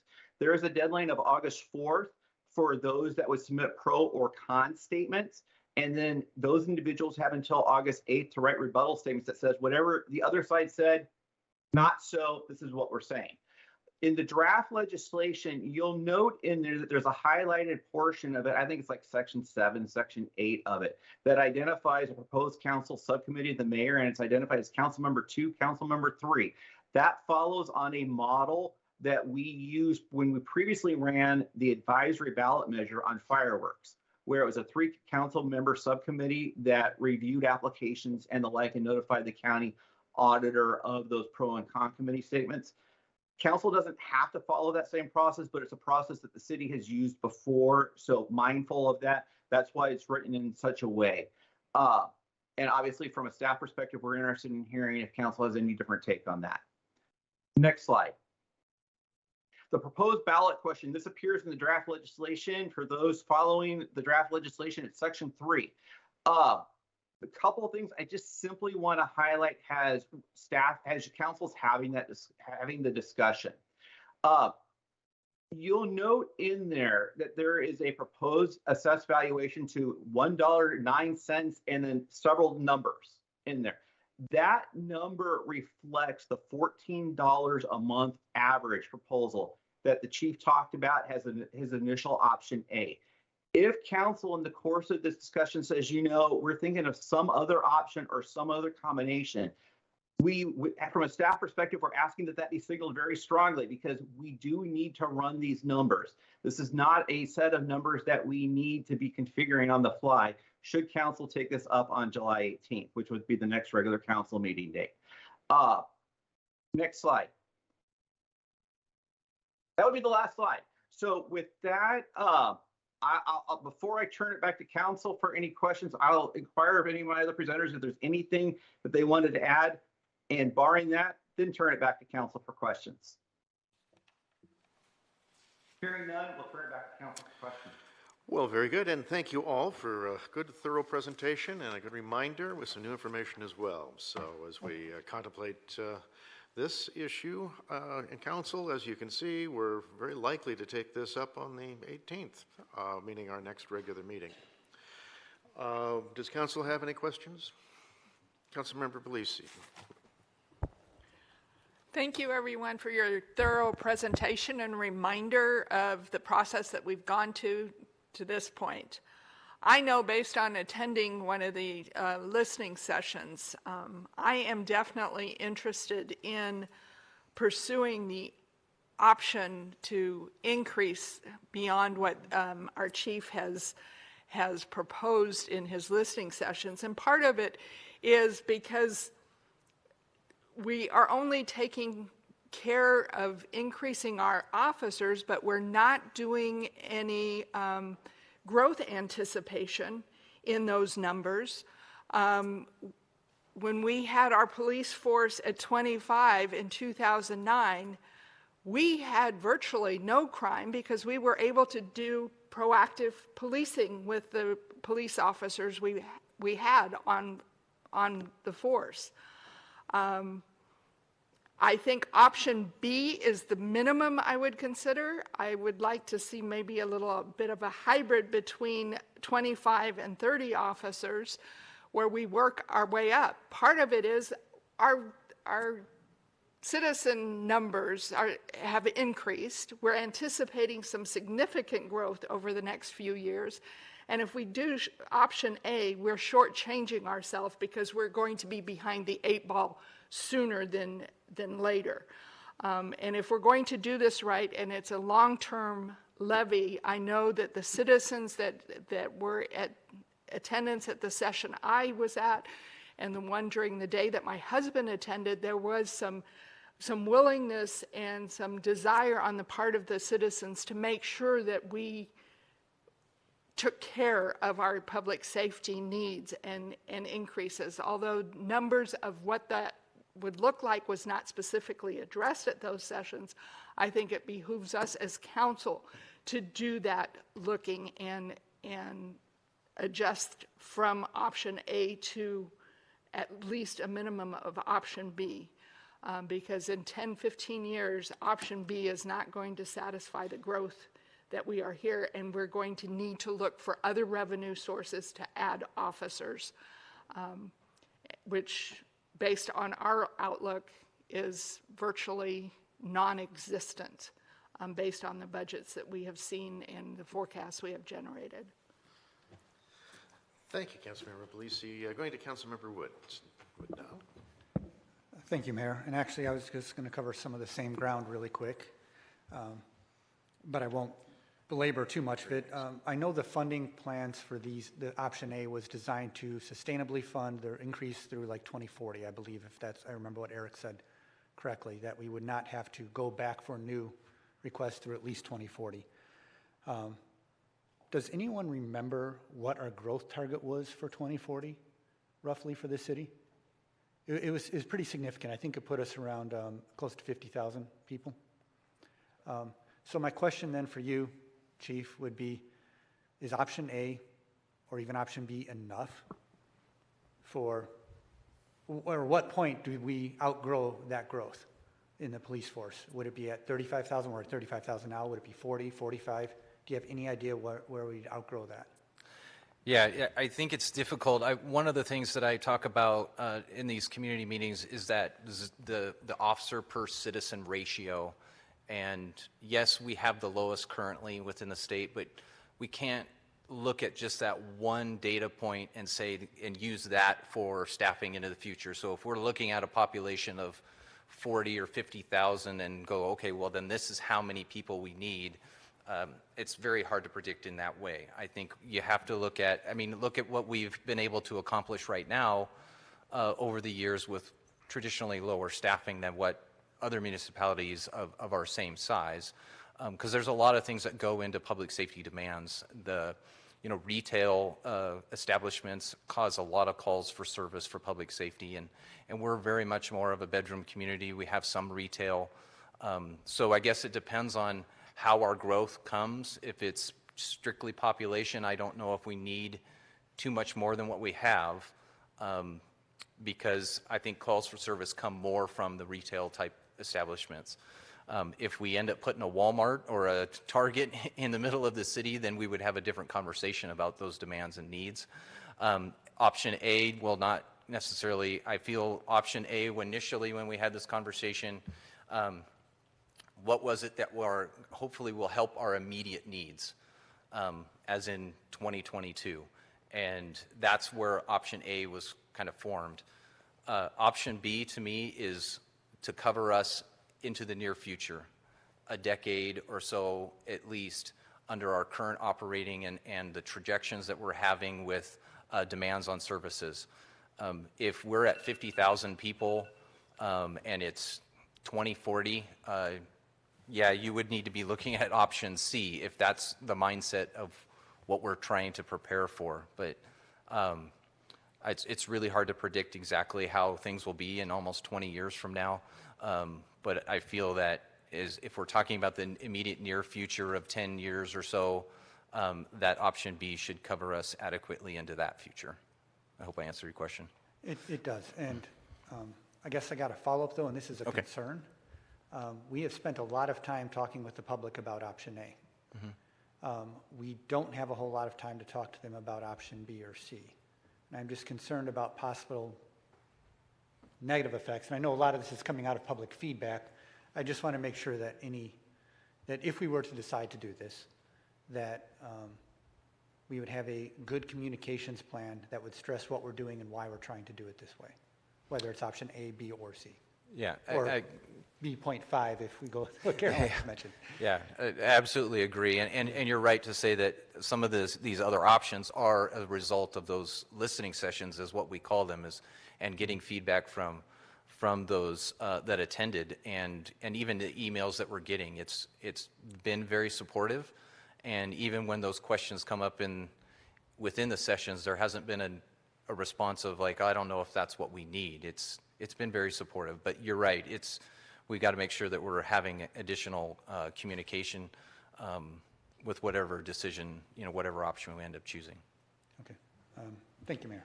Okay, very good. We're going to move to Mayor Pro Tem Figueroa, and as we're doing that, I would entertain a motion to extend our meeting to 9:20.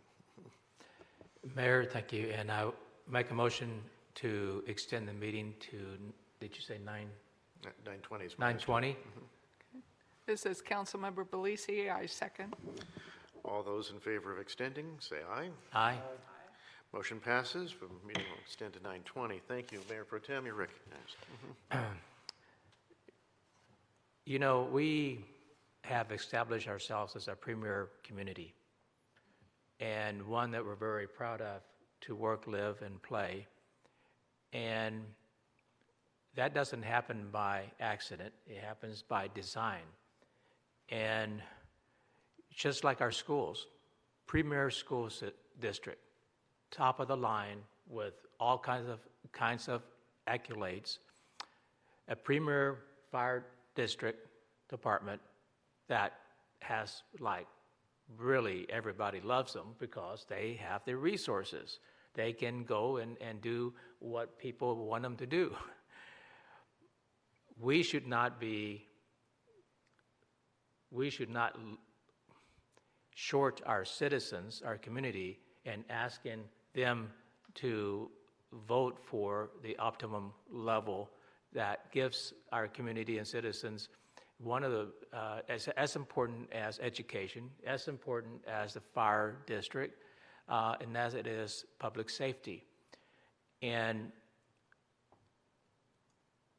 growth is coming. It's already here. We've seen, I can't believe we're at 35,000 already. It will be 40. 10 years, 10 years to go by at a blink of an eye, and we're going to be in the same spot.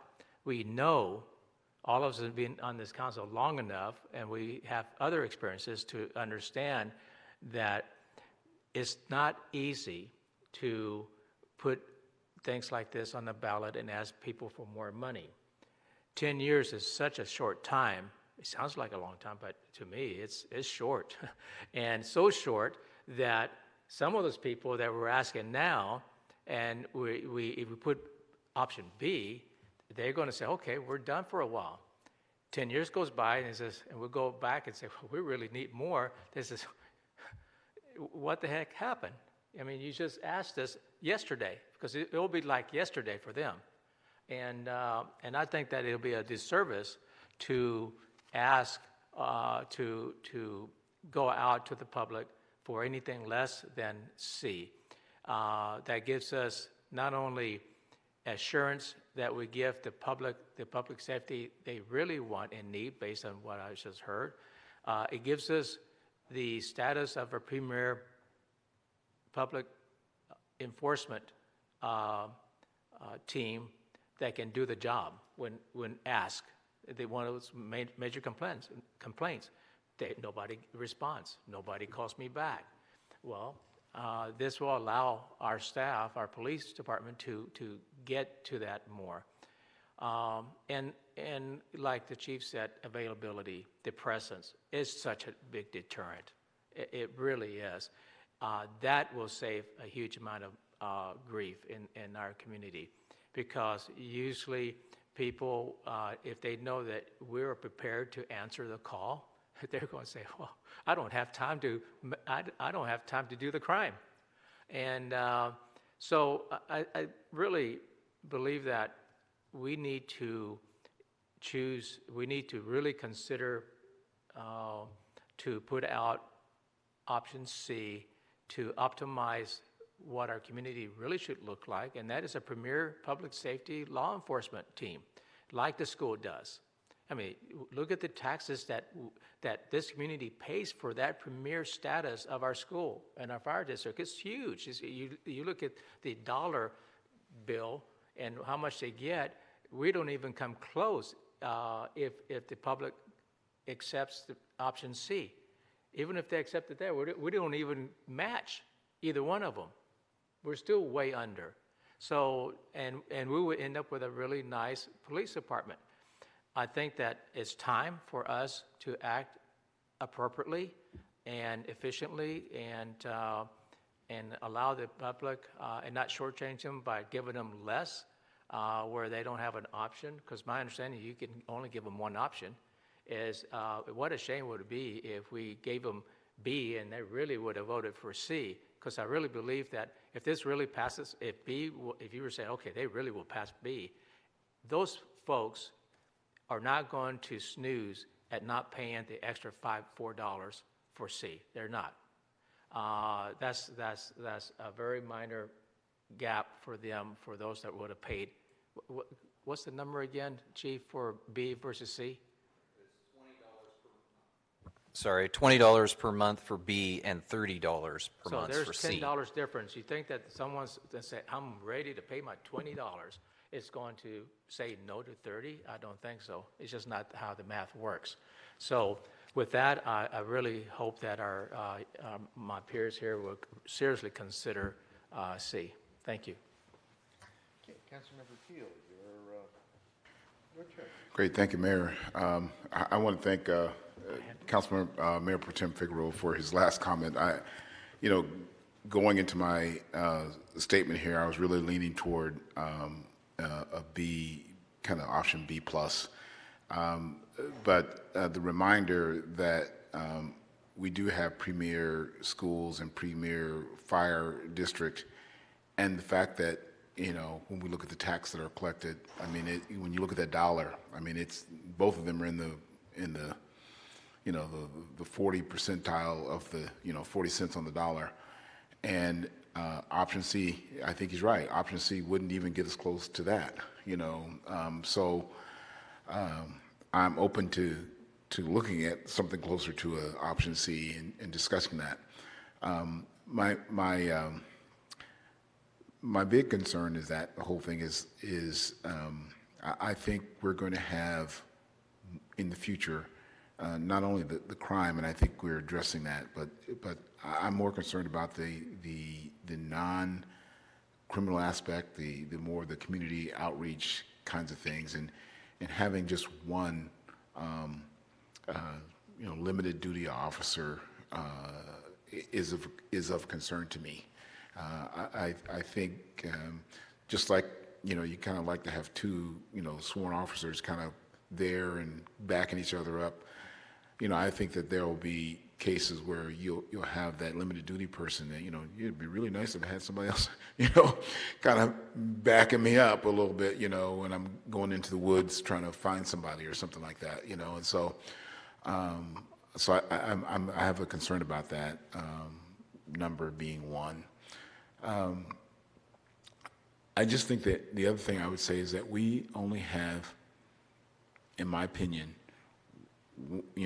strike while the iron's hot. I mean, the research that we've seen, the research we've done, the community is ready, and before they weren't.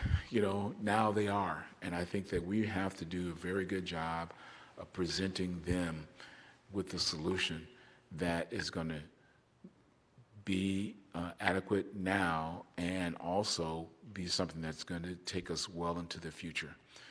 Because again, I don't think that we're going to have, to Mayor Pro Tem Figueroa's comment, I agree with, 10 years from now, we're not going to, if we need to come back and say, hey, I need $5 more, figure out, we just gave you some money. What did you do with that? And so we really have to be very thoughtful and circumspect about what it is that we need, because the iron is hot. We only have one opportunity to do this, and we have to do a very good job explaining. My last comment, and I'll be quiet for now. I am also concerned about, if we go into this and we have everything and it all passes and everyone's happy, and if all that happens, I'm going to be very concerned with how do we now hire the officers? How do we bring them on? With all of the things that we know that are going on in that community now around the lack of people applying, the lack of the county and all police agencies bringing on and hiring officers. We could have the answer, but then not have it, and so we need to think through that too as well. Thank you, Mayor. Very good. Thank you, Councilmember Keel. And now, Councilmember McCluskey, your thoughts. Mm-hmm. All right, thank you. I think the hiring and recruiting dynamics that are currently here is I don't know how long it will be, but a phase. With different climates, it's all changing. So I don't think we should be too concerned about that right now, because that will be something that is. I think it's more of it's not a hard fact. It's more soft. I think our chief alluded to that in one of the breakout sessions, and that he was encouraged that he was seeing a little more interest in going into the law enforcement, and maybe with more marketing that could, do an about face, and we can get more applications in for the Pierce County Sheriff. The other concern I have is that sure, the people are interested in more law enforcement, but what is the sweet spot that they're willing to pay? That is what we're sort of second guessing ourselves. We went out with a hard number of $2.67 a month, which is at the $14 range for a $500,000 property. Our properties are going to go up, I think, substantially from that. But we have a hard number out there. I think we have a marketing issue that we need to address, because when it's down in writing, people see that as a little more factual than something that we were going out the gate with maybe an idea. So if you're looking at property values that are closer to maybe under $1 million, which we have, a good percentage of properties in University Place, then you're looking at a substantial increase of like $720 a year on top of the other property taxes that have already increased and assessed. And I think that's problematic, even for $1 million property owner. But I understand that we need to look and grow our police force for, we can't stay at the current staff levels. It's now definitely not working. And our chief has done a great job managing the staff that he has to ensure a lot of public safety, but we do have large gaps that are now approaching. So I am looking more towards maybe the option B. That might be something a little more palatable right now. And I need to ask a question. This levy is going to go into perpetuity until there is another vote to change it. Is that right, Mr. Kaiser, or is there It a goes into time perpetuity limit? It goes into perpetuity until such time as there's a higher number. Until there's a higher number. Can you Yeah. explain it for me? So let's say 10 years out, council says we want to run another levy. That okay. levy builds on this levy. Okay, so we go back out to the voters for the higher. Right, Again. and I'm just using 10 years just as I Okay. set up for discussion. Okay, okay. All right. That's what I thought. I just wanted clarification on that. So I appreciate that. So those are my initial thoughts right now. I know we have one more meeting to take out to the public that's on July 14th, and that might be a great question to ask that, because I'm going to I reviewed all the public outreach meetings to date, and I will review that one too, because that's where my big question is. What is the sweet spot that will make this one work, that our public will be willing to pay an ante up for additional police services? You know, sure, I would love to give, you know, the golden carrot of the max at $30 a month, but I want to make sure that going out, it's not a failed levy, as much as I can ensure of that. So I would be interested in what that sweet spot would be for the majority of our citizens. And we know we have one last public forum, and I would be interested in having that question sort of massaged out with that audience. Thank you. Very good. Thank you, Councilmember McCluskey. And I think it's my turn to make some comments then. Short responses. Staff, I think if you could have several versions of the proposed ordinance prepared, one with option B, one perhaps with option C, and you might want to keep option A in your hip pocket too. Anyhow, but that's kind of where I see this going at the moment. I think there's some other minor details. We've talked about some title changes for the community outreach officer, but I'm not sure that's part of this ordinance at this particular point. That's more of an administrative detail later, just so we can make sure the public knows what they're stepping up to.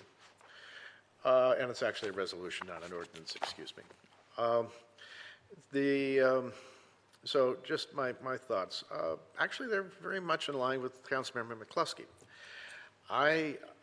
We have, I think, a clear need here to add additional officers. And while the population number to officer ratio, as the chief, I thought, did an excellent job explaining, is an easy measurement to look at, it's not the most effective measurement for telling us how productivity or what our demands are. It can go either way from what your population number is. When you look at the other measurements, we need more officers. We need to make our community safe, and we need to keep our officers safe.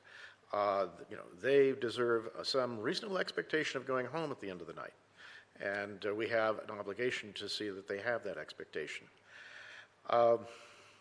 Additionally, we have put a lot of energy and effort into this levy, at least the consideration of it. And I've been very impressed by the effort and by our community's reaction to it and how we've come to better understand our community's needs and the details of it. I think our outreach efforts, our listening posts have, as we heard earlier today, been very good and I believe very effective as well. I see this as a special opportunity that we're not going to be able to repeat next year or next 2 years or next 3 years. We want this to have every opportunity, at least I want this to have every opportunity to be successful for our police force and for our community safety. To make it successful, I just have my own sense of our local politics is option A or option B probably going to have the same number of yes and no votes. Option C is a reach, and I don't want to reach too far. I don't have to fix everything today. I need to fix, if I can fix a decade worth of our needs, and I believe option B probably comes close to that, that helps. That gets us there, in my mind. Now, what I really want, though, is to hear more from citizens about where they are on this in the time between now and when we have this come to council, which looks likely to be the 18th, and to get some further feedback from them. There's a difference of, in option A, if you look at that as a yearly cost, it's $168 or so. If you look at option B, it's another 102, and if you look at option C, it's 200 more yet again. I think eventually, and that's at your average home cost, I think we're using 500,000 as the average home cost. Yeah, so and that's a good one to use. It's close to our average and it's easy math. Both those things work. But the point of all of this is let's not let, as the phrase goes, something like this, let's not let the perfect be the enemy of the good. There's enough for us to achieve with a successful levy here, if that's what our outcome is going to be. And I just don't want to overreach that. That's my reaction tonight. This isn't the night any of us are voting. That happens on the 18th. And between now and then, we'll be listening. And so I look forward to getting some further comment. But tonight, that's my thoughts, and I just wanted to share that with you all. With that, we have a few minutes left in our meeting, though we could close a little early, it wouldn't hurt. But I want to, does anybody have any short parting comments, or we've covered our agenda well tonight? Okay, folks, very good. Well, Thank you. thank you. Thank you all. Good job. We're adjourned.